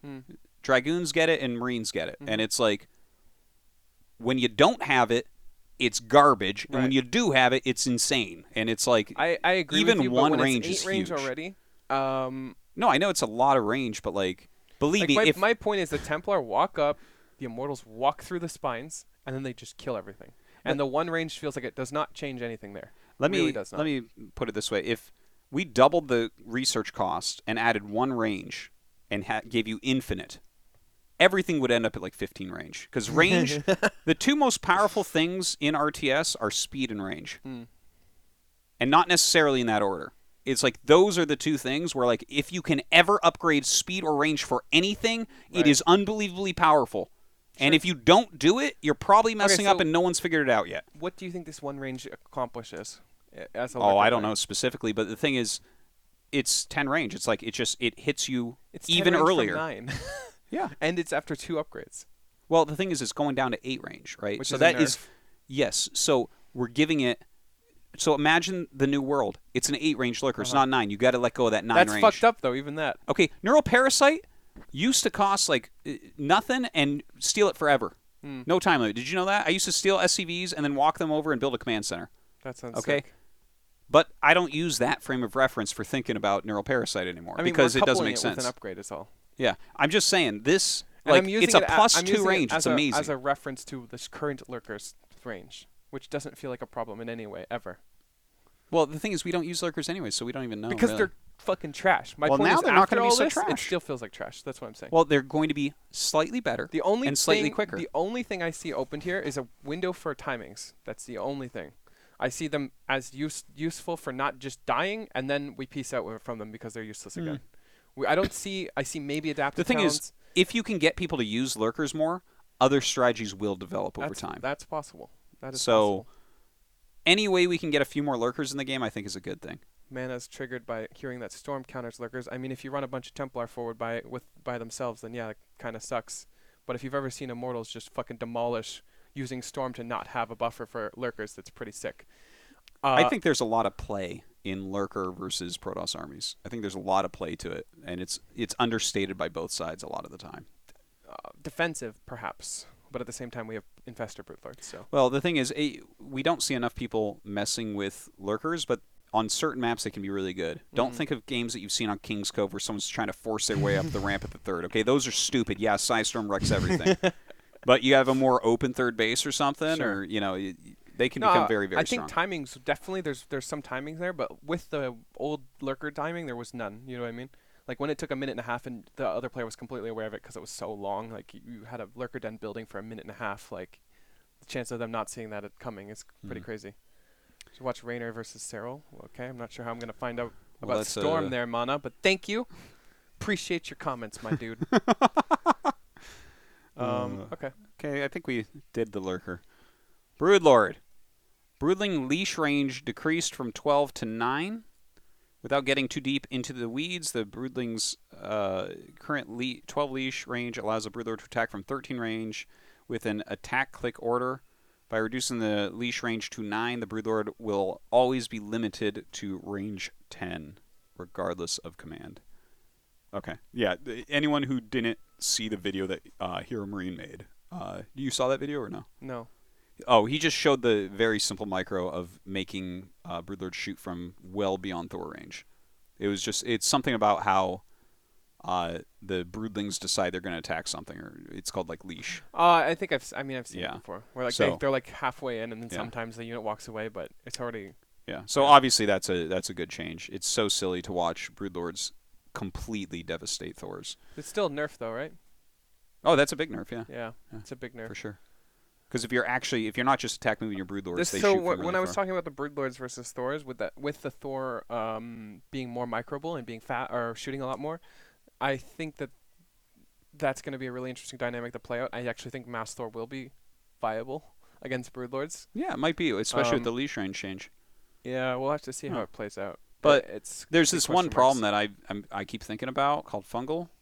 Yeah. Okay. So remember we were talking about it before, where I was saying Broodlords don't feel good when you have 5 of them. They don't feel particularly great when you have 10 of them. They feel great when you have like a huge support and you have like that critical mass of like, I don't know, like maybe 10 or 12, sure. But the big thing is the fungals. The big thing is the Ravager, Roach, or whatever whatever the support is there with the Broodlords. But if you ever see Broodlords by themselves, they're actually laughable. Yeah. Like I've blinked Stalkers onto them and just feel like like $1 million bucks. Every long range unit, Colossus, Lurker, Siege Tank, Broodlords, all these things are garbage alone. You need the support. Cyril is in chat. Okay, so this is why Cyril's where he is, by the way. What? He's listening to us talk about balance. He's getting ready for BlizzCon next year.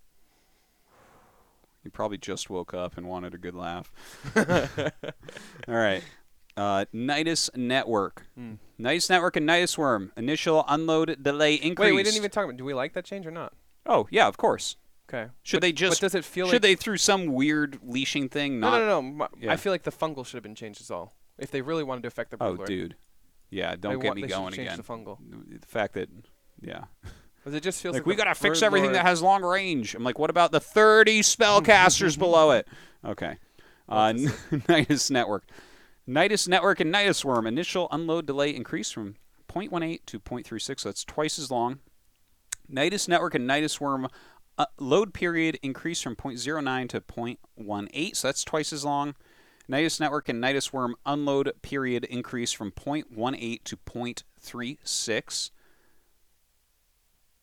Nidus Network and Nidus Worm unload period. So we have delay. Initial unload. It's like when it pops out of the ground, it takes longer before you can start loading it, which I like. And then unload period, which is increase. Like how many units come out of it at a time. Like yeah, I believe you're right on that. Okay. New upgrade found on the Evolution Chamber. Secreted coating. That's funny that's on the Evolution Chamber, by the way. That just feels so weird. That feels fucking weird, yeah. Well, I guess the Engineering Bay has these weird upgrades that we never use, too. Yeah, that's weird, too. Yeah. Okay, reduces the Nidus Network and Nidus Worm's initial unload delay. Okay, so turns it back on all 3. Requirement Hive, research cost 100, 57 seconds. Okay. It takes out all the mid-game gimmicks, I think, and the early-game gimmicks. But the thing is, does it, though? You know what I mean? Like, they're targeting it, but the load time is so fast going back into a Nidus that even doubling it is still really fast. Like, think about how quickly units go into a Nidus. Yeah, no, they basically disappear. Yeah. I'm not sure because I don't know the exact numbers. You're gonna get, you're gonna do a little bit more damage to them as they run away. It's going to take a little bit longer and a little bit longer for them to pop out other places. So it's not going to be like an instantaneous. I'm in your main now. I'm at your third. I mean, I think my big thing was that the price of the Nidus felt like it was almost just having the player react to the Nidus was worth it. You know what I mean? Oh yes. Even if you didn't use it at all. You've seen what Rogue's been doing, man. He's like, hey, I made 30 Niduses this game. And this doesn't do anything for that. And even if you decide to go out, it still feels like you can get away almost freely. My biggest thing was my proposed change to the Nidus Worm was something that required the units to go back in slower. And much slower than this. I'm talking like you actually have to decide if you want to unload all your shit because you can't just peace out whenever you want. It's a much bigger commitment to unloading your stuff because it's so frustrating when I bring my army up to come and they just disappear and go to somewhere else immediately. There's nothing stopping you from just unloading everything and going back in, and there's no real commitment whatsoever. Well, I mean, it's even less committed than like a War Prism or a Medevac because you can literally get out whenever you want. There's nothing there that stops you. But I think here's what my feeling is here. It takes twice as long for everything now. So I think that you're not thinking that that's a lot longer, but it is a lot longer. It's twice as long. Sure. Right? So right now, like when we see like let's say some very strong pro gamers reacting to these things, like they'll start hitting some units and like kill one or two, but the rest get back in.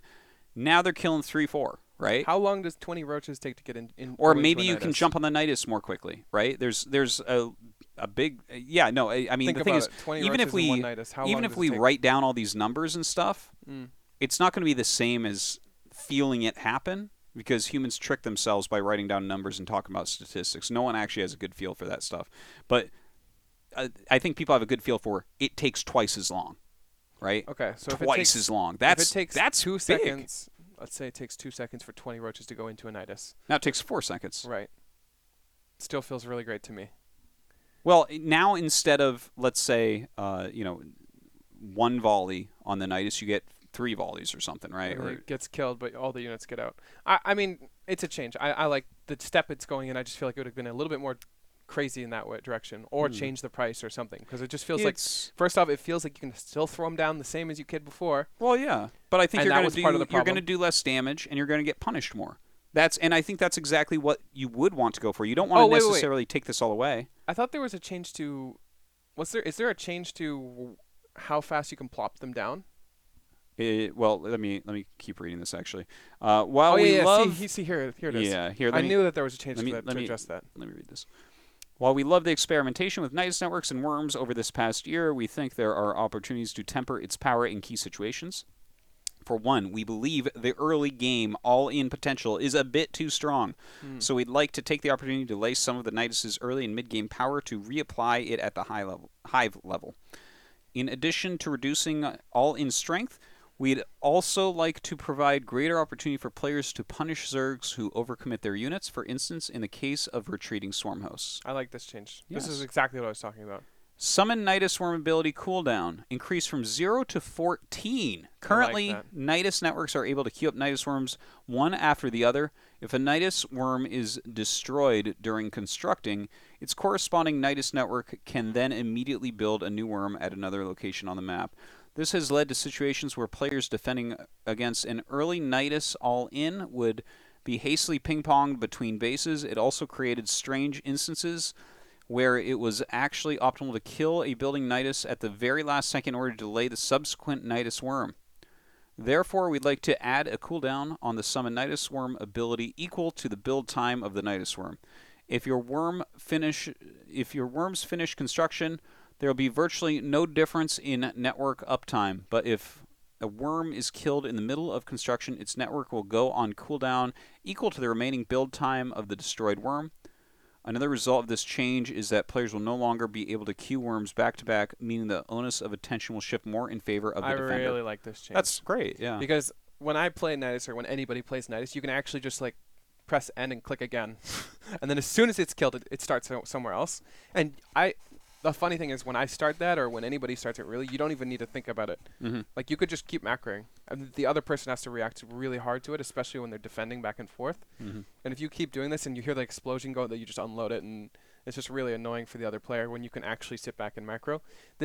I really like the part where they're talking about how you actually have to be conscious of the cooldown to restart it. You can't just queue it up immediately. Mm-hmm. which is a lot of the strength in it, because now you actually have to macro. You have to use some of your mind absolutely. to that. I really like it. I just like it. I like it a lot. I think that overall these Nidus Swarm changes are really good.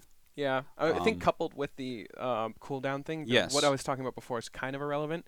So it's still there, but not as much. Like, this is the real strength of the Nidus Swarm, is being able to plop them down like crazy, and not even think about them. So I like this change. Yeah, I think that's great. I think they. Wait, does the upgrade remove this, or is it still? No. Okay, I still like not. it though. Yeah. I think they nailed it with the Nidus. Yeah, I like this. This looks. It feels like it's still going to be quite good. But yeah. No, I like it. I like it a lot. Okay. Protoss, Oracle, Sentry, Void Ray. Fix an issue where beam attacks could deal more damage than intended.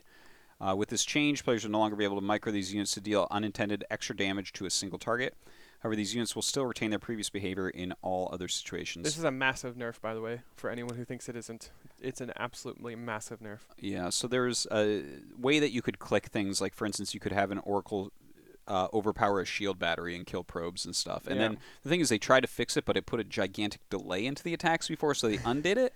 It was actually so sick. I remember for a short period of time, I would just kill Protosses with Zerglings. Yes. And there was nothing they could do. Yeah. Nothing. Yeah. They had shield batteries. They had oracles. Nothing. The oracles would just beam down one ling at a time, and I'm like, this is the greatest thing ever. And you know what they would do? They're like, what if I get a second oracle? No, you should have got a sentry, you know? And then they would just have double shit, and I would still kill them. There was like a sweet week where my MMR went up like 500.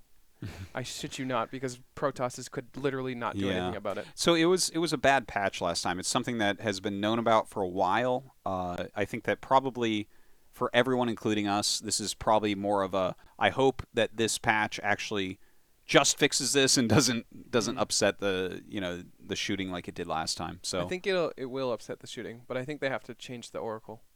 You know what I mean?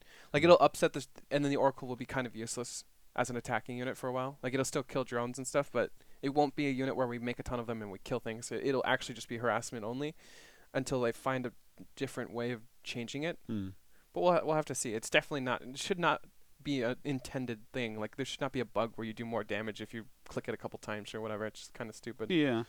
So well, I mean, stuff like that can be interesting, but I'm fine with it being taken out. In StarCraft 2. Yeah. It's more of a StarCraft 1 thing. Yeah. All right, Zealot. The charge upgrade no longer provides Zealots with +8 damage on impact.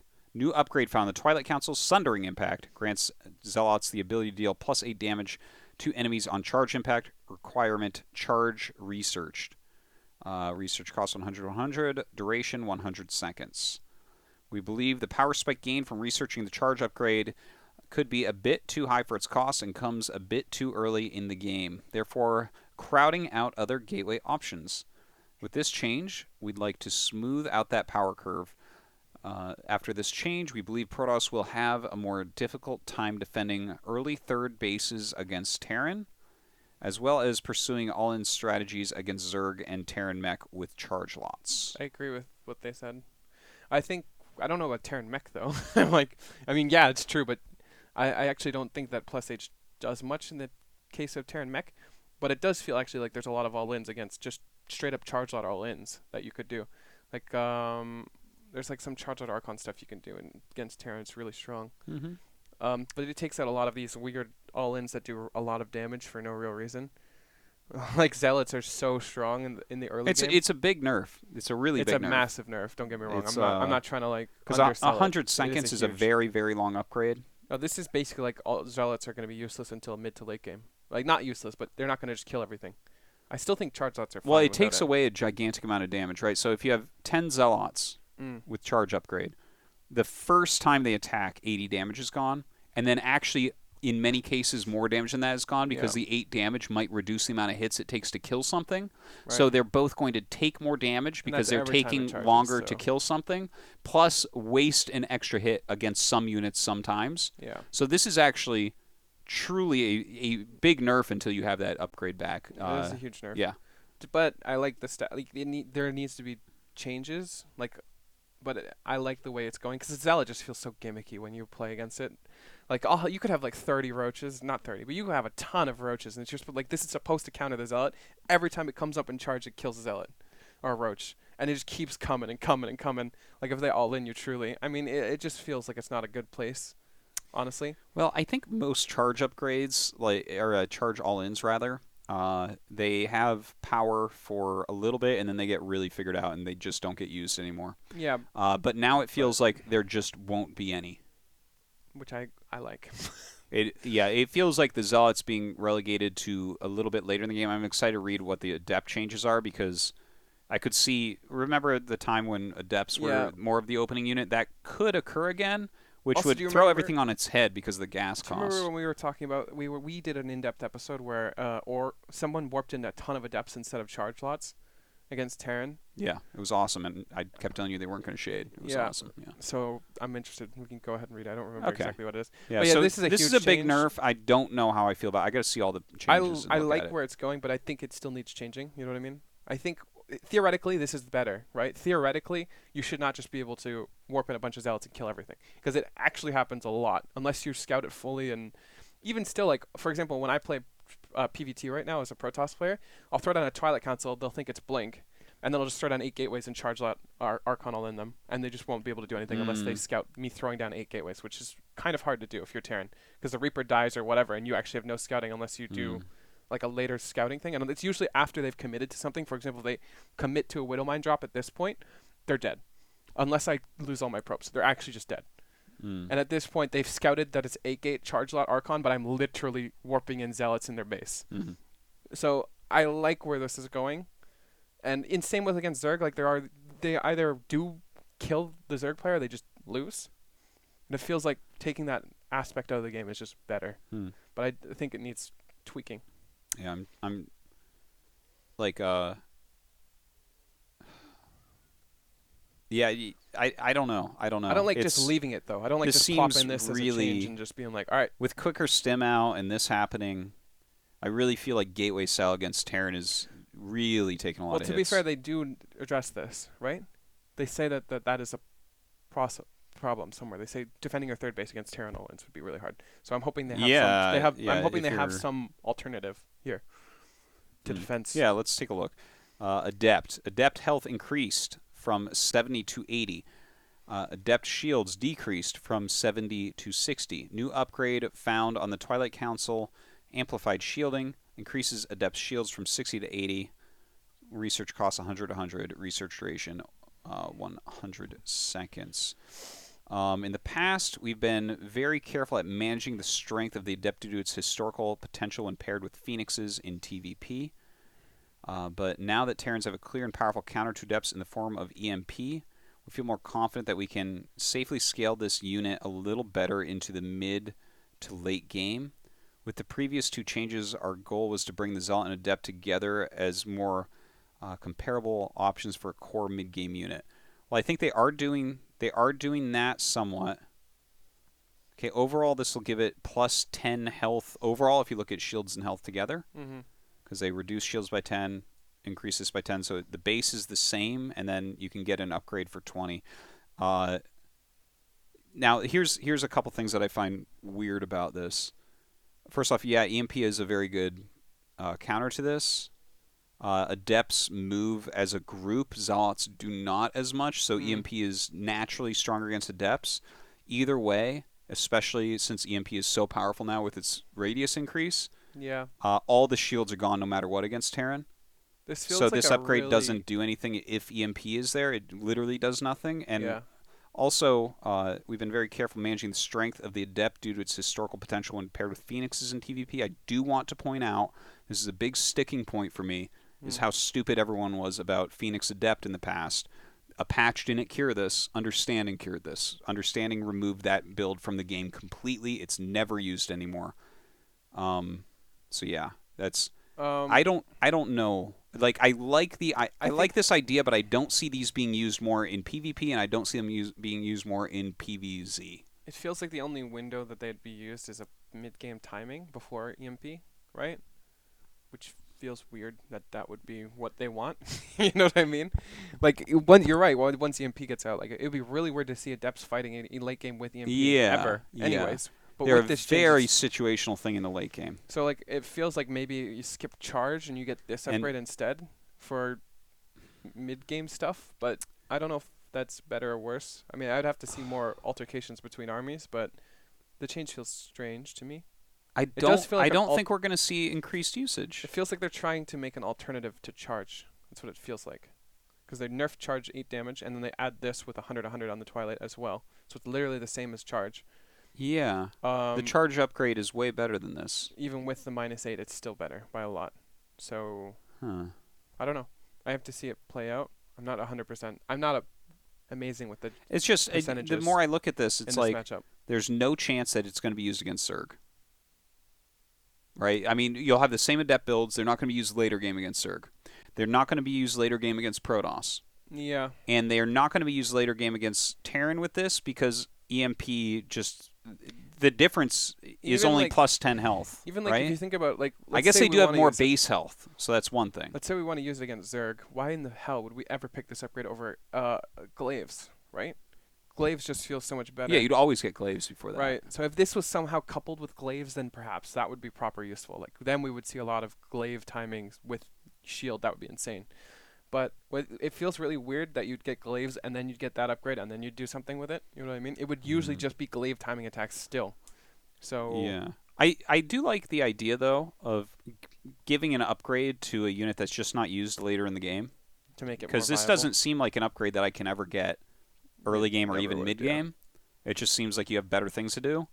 But like that idea in general, I really like. The idea Yeah. of like, okay, now your adepts like later game, just they Yeah, have like if we chitinous had- plating or right, something. You know if we what I had mean? a way to make like Stalkers or something more viable in the mid to late game, that would be cool. Or later game because they fall off like so hard. Yeah. The problem with a lot of these units is they go from sick awesome to complete fucking shit, like in like a blink of an eye, and it's like it would be great if we could have upgrades to not make those units we invest in early on just complete shit. It's more of like you have to tech to the next unit.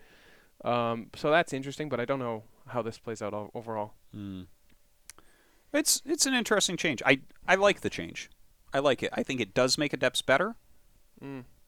I don't know if it's going to change very much, but it does make adepts better, and I think that is a good thing to do because they've been nerfed so many times and are only an all-in unit, mostly all-in and very early game unit. Okay, cool. Observer. Observer movement speed decreased from 3.01 to 2.63. Gravitic boosters upgrade now increased movement speed by 1.31, down from 1.51. We'd like to revert the change we made earlier in the year as we feel the frustration caused by barely not catching observers did not make up for the benefits of the speed increase? What? What? What? Hold on. We'd like to revert the change we made earlier this year, as we feel the frustration caused by barely not catching the observers did not make up for the benefits of the speed increase. So the benefit to Protoss by having an expensive gas unit that scouts for them and sees things. You know what? The frustration that poor little Terran players had? I don't get this. It was change, too actually. much. It was too much. We're not going to let you do it. It's so dumb too because you could just scan and kill it. Listen, I'm not even angry about the charge change, but this? What am I even looking at? I like it. They're just like trying to nerf scouting or something. This is like the better way of scouting. Are observers OP? No. I actually don't get it. I mean, scan is still sick with the current observer. You know, like you still kill it. I've never had this issue. I never scan it while my army's like way over here and like my observer's over here and I'm like scan and then my army when are you walks doing over. that? When are you doing that? When I lose observers, it's my fault. I agree. Mine too. And now it's not going to be my fault anymore. Let's make this game more like Hearthstone. Let's make it so I can lose when it's not my fault. That's just a dumb God. change, though. I can't believe this one. I almost feel like we have to go back and make sure all the other changes are good because of this change. You know what I mean? This like just someone- doesn't make sense, man. People are frustrated that they can't kill the observer. What? You have scan and speed overlords and speedlings. Not that we use observers against Zerg because they just die instantly to queens. Have you ever had an... This is just... No. This one's not going through. Putting my foot down. You're gonna boycott Blizzard until this change doesn't go through? This doesn't make sense. And the fact that the frustration caused by barely not catching observers. It has to be scans too. It Are has you to only barely? be scans Do you know too. what the DPS of the Marine is? Yeah. If my observer is near your Marines and you scan, it is dead. It's dead. Yeah. You could give it 10 speed. It's dead. Yeah, I don't get it. This is just a dumb change. I don't think this is even a problem though. Like, I've never had this problem before.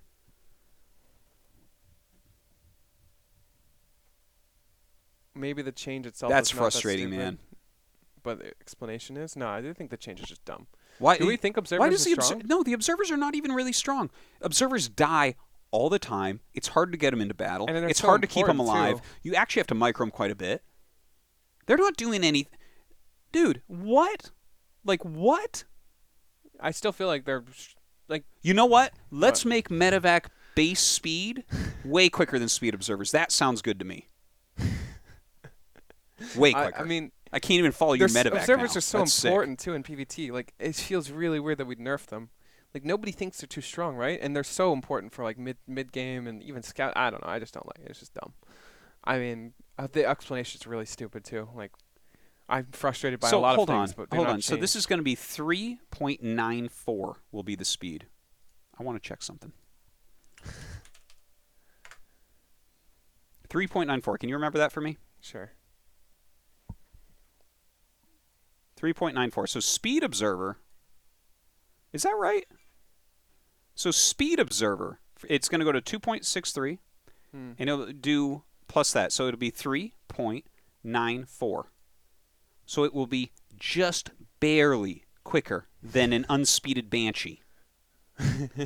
So then, when the Banshee gets speed and becomes a 5.25 speed against, It just runs I away. mean, what are we doing with this change? That's gonna be a proper bitch. You need to have an observer at each base. You can actually just run away from observers now. I'm That getting sounds goosebumps disgusting. all over my body. Like I don't. Yeah. How could this be written here? It has to be a troll, and this is why I think it's a troll. See that? They didn't even put a space between by and one.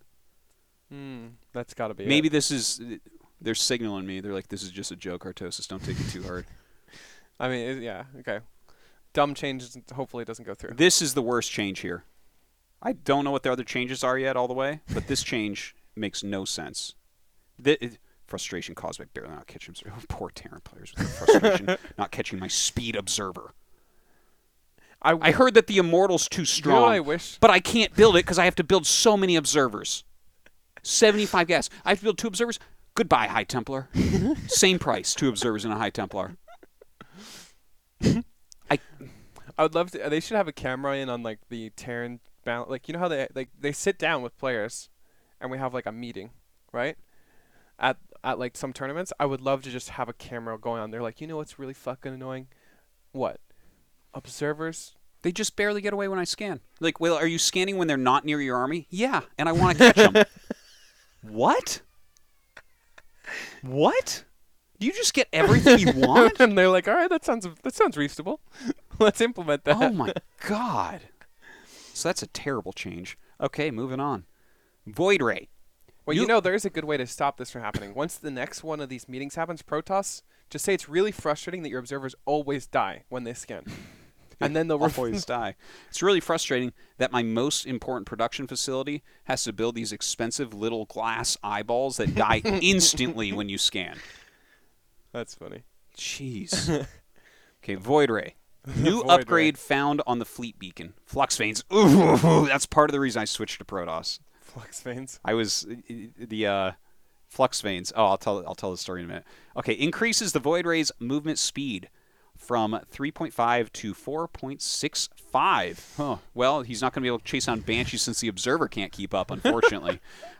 Increases the Void Ray's acceleration from 2.8 to 3.76. After the upgrade, the Prismatic Alignment ability will still reduce the Void Ray's movement speed to the same thing, 2.625. Research cost 100. Research duration 57 seconds. Early in Wings of Liberty, Flux Veins was removed because it led to some undesirable game states, allowing Void Rays to easily maneuver into the opponent's base, where it could charge up and potentially camp indefinitely. The Void Ray was also disproportionately powerful at lower skill levels, and Flux Veins compounded this issue. Now that the Void Ray has an active prismatic alignment ability instead of the passive prismatic beams ability, we feel more comfortable reintroducing Flux Veins in order to push the unit into a potentially new role. Yeah, Flux Veins in control was over at my house in Korea. Not this house, but another house I lived in back then. And he was just flying around the map with speed Void Rays, wrecking things. I was like, oh, this is awesome. It's... The only thing is that, like, I like it, but I don't know what roles it would fill. Well, I think that I think that they Beacon said it upgrade? into a potentially new role, because Yeah, the yeah, role of Void there's Ray right now potentially- it has is to be. I'm getting all in and this is my oh shit button. So Void Rays are one of the worst units in the game, if not the worst. I agree. And with how good splash damage is right now, and like I can't imagine this becoming broken. It's great that they're adding back in. This I is an agree. amazing change. I just feel like an amazing I change. like the change, but I don't think it's ever going to be used. That's all.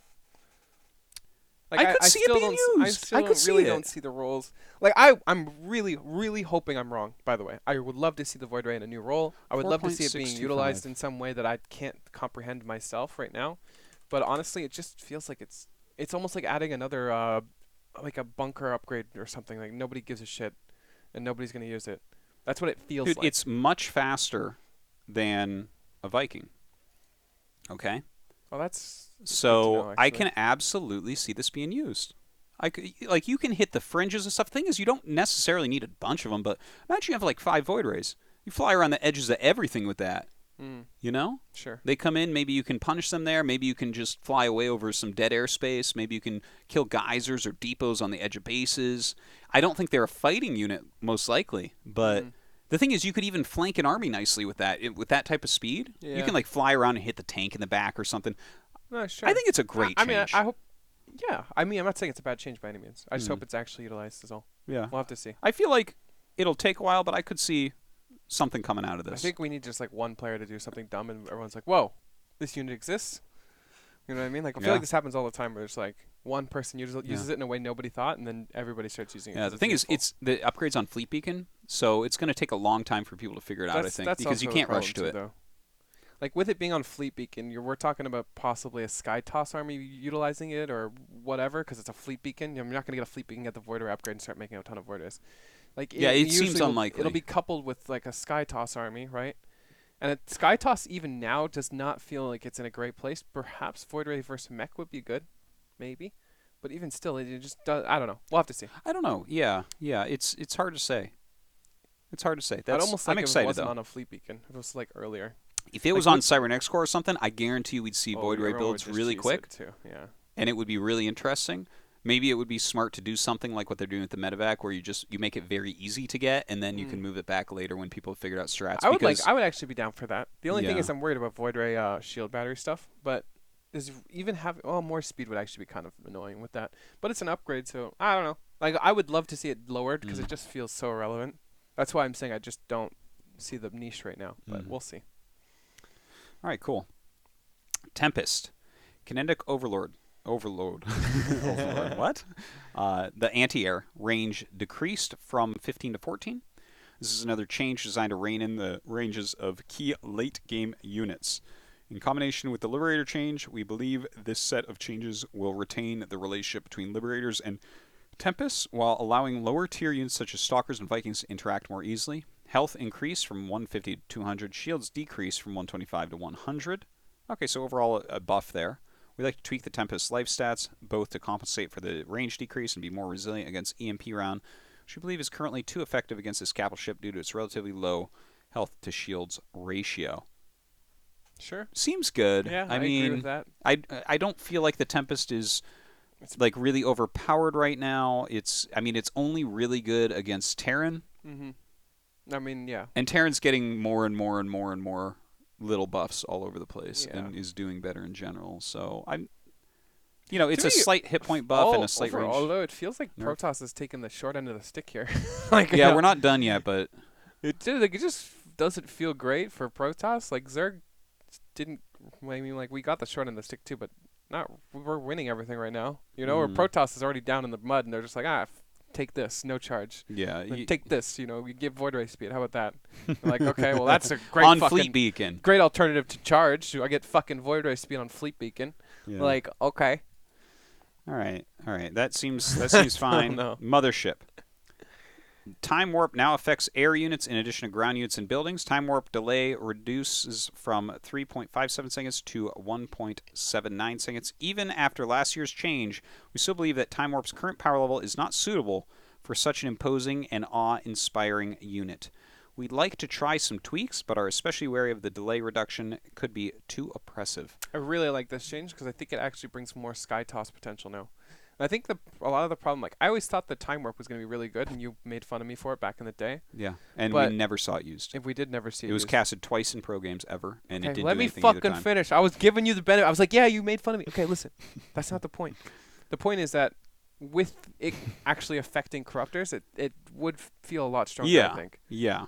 Time Warp affecting the entire Zerg army, maybe that becomes actually worth losing it instantly. Yeah. You know, because that's what happens when you make one. We'll have to see. I mean, I would like to see Sky Toss find a niche, but not the same it was in before. You know what I mean? Before it was like once I got it, I could just play a really long game and win eventually. Yeah. I think it's just good to see a buff because we never see it used ever. What do you think the Infested Terran with implications are against Sky Toss? Because Infested Terrans was actually one of the main ways we dealt with Sky Toss back in the day. Well, it'd be way worse. They would be stronger against it, right? Because armor upgrades. So they would technically be stronger against it, but you have less of them. And they just storm you because you're already coupled with storm. Yeah, so it would come back just the same stuff where Splash is better against them. Yeah. Okay. Let's read this last paragraph. Once again, this is our first pass of changes for our post-BlizzCon update coming in late November. As with previous design updates, these changes are balanced towards being more noticeable. Expect new changes to be added or some being removed as we progress through the testing period. Starting on Tuesday, you'll be able to hop on the test matchmaking queue and try out the changes. Be sure to let us know what you think. Good luck and have fun. Okay. What do you think overall? What are some of your overall impressions of this? I like it. Well, I mean, one of my main things is not enough big changes, but honestly, it feels like there's enough for me to be excited. You know what I mean? Like, sure, they didn't remove any units, didn't add any units. I mean, nothing's drastically changed, but at the same time, there's enough changes here that the game is different. I think there will be metas that are different from the metas we are now.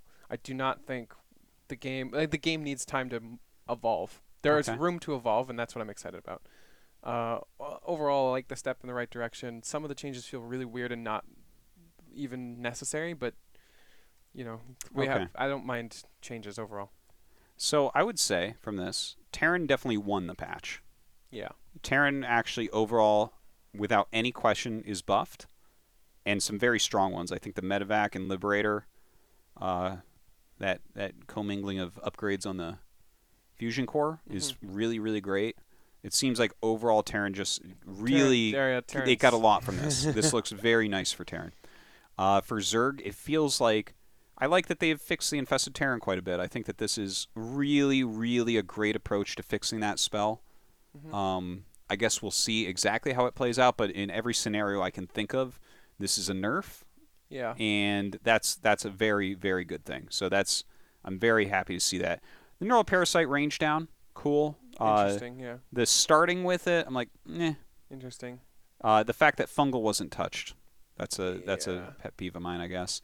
I like the Lurker change, and I mean they fixed the weird Broodlord crap, which is good because that was silly watching that Hero Marine video.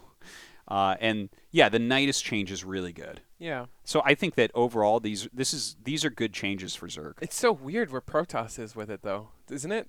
Like it is Zerg and so Terran feel weird. like they have such concise plans. Where like this is a problem addressed. We're just totally cool with this, This is a problem addressed.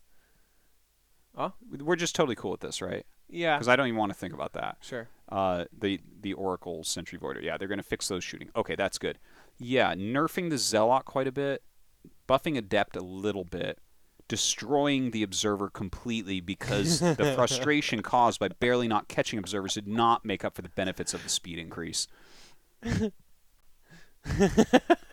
What is it going to be like when I can never catch a medevac? Are they going to make them like just super slow then? Is that what is it going to be like a queen off creep? Is that what they're going to do to the medevac when I can't catch any of them and I'm frustrated by it? This is the worst thing I've ever seen in patch notes is this observer change. You know what they would do then? They would make stalkers faster so they can catch the medevacs. Oh my god.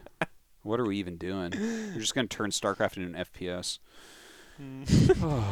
Okay, the Void Ray thing, I like it. I like it. The Tempest thing makes sense. Makes sense, yeah. The Mothership makes sense. It's like it's a buff, but it's weird because I feel like overall, I guess Zerg slightly got more nerf, but the thing is they don't need the Nidus to do exactly what it's been doing and for it's still sure. there. Like you can still do stuff with it. Overall, and Lurker changes are good. I feel like Zerg had like a small percentage nerf. Terran had a marginally large buff, I think. Yeah, I would agree with those. And then Protoss had I would say overall had a pretty big nerf too. Yeah. This is like a pretty big nerf with the charge more than makes up for everything else. Like this is a slight buff for the Adept. Yeah. This is we're not talking about the Observer one because that one's not going Observer's through. Weird. There's literally Charge no chance. Is weird. The Void Ray thing, nerfs. obviously that's a buff, but it's a unit we don't use, so we'll see. The Tempest thing is a slight nerf. Just slight. Yeah. Not big. The Mothership is like a buff, but the Mothership really, doesn't get used ever. It just feels really weird. Like I would almost say the increment of nerf here is the same as Zerg's, which is weird because Zerg is considerably like strong right now. And this, I'm just like I'm not angry about the Zealot change, but I'm like, well, this is. I mean, based on how well the races do in tournaments and stuff, I'm like, I don't know about this. I mean, like, I think it should happen. I do like the way that they should remove Zealot doing that extra damage, but at the same time, they're just fucking Protoss. Like they're not giving them something else, right? Like take it out, but do something with it. Like they even address like, oh, ZVT is gonna be hard, and then they just don't do anything about it. PvZ late game doesn't get any better on this patch. Okay. Yeah. It doesn't actually get better. Just the standard PvZ late game. But it's going to be harder to kill Zergs now because of the Zealot nerf. So I'm just like... to be honest, I don't like how the charge lot all-ins kill Zergs. Like, the way it works is really like I'm flipping a coin, they're dead, I'm dead. No, right? It's just agree. dumb. I agree. It's dumb in that way. Mm-hmm. But at the same time, they're not giving any alternatives here. Like, they're not... And charge defensively is so important, right? Like, I don't know. I just don't like it. It feels really weird, the whole Protoss changes. I like the Zerg ones overall, and I like the Terran ones overall. And even though Terran is definitely buffed, I want to give time for the meta to evolve. Like, it could be turned out the Terran's just broken as hell, right? But at the same time, I'll give it some time to evolve it. Looking at this, if this patch just went through exactly like this, I think Terran is looking really nice. It's going to take a little bit to iron out strats, but I think those changes are amazing for them, and I think they're exciting. I really want to see them. And I really want to see that go through. And the Zerg nerfs I think are really good. I still think Fungal's ridiculous. I don't understand what they're doing with Protoss. I really don't. I'm not excited for a single Protoss change. Every single thing that happens to Protoss, every nerf is like, we got to take more away from them. And I'm like, do they have a lot? Huh. It's really, really weird. Did Protoss win a single event this year? Yeah. Super Tournament won. Which was who? I don't even remember. Classic. Okay, Classic. He won Super Tournament. So arguably the best Protoss. And then we had.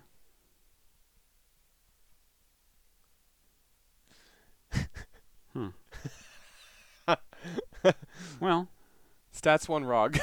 Apparently. There you go. He beat Solar, right, in the finals. There you go. Toss needed those nerfs. I don't know. I just feel like they're not very targeted and they're not very well refined. It's almost like they had. It's like if this was an essay, the first half is like really well structured, and then they just like ran out of time just throwing random shit. They got bored in. of it. Yeah. That's how my papers all looked. It's like so. I don't know. I have high hopes for them that they'll adjust this because it clearly needs to be adjusted. Yeah. And I think they will. I mean, the way they word it is that there's going to be changes, and hopefully the direction for Protoss has changed. But I like overall the whole patch as a whole. Like if I had to bundle all this together, it's good. Yeah. Yeah. So I think that there was some really intelligent changes on the Zerg side. Even the Terran side, like I really like the Medevac's idea. The idea where the Medevac is going to go. Mm-hmm.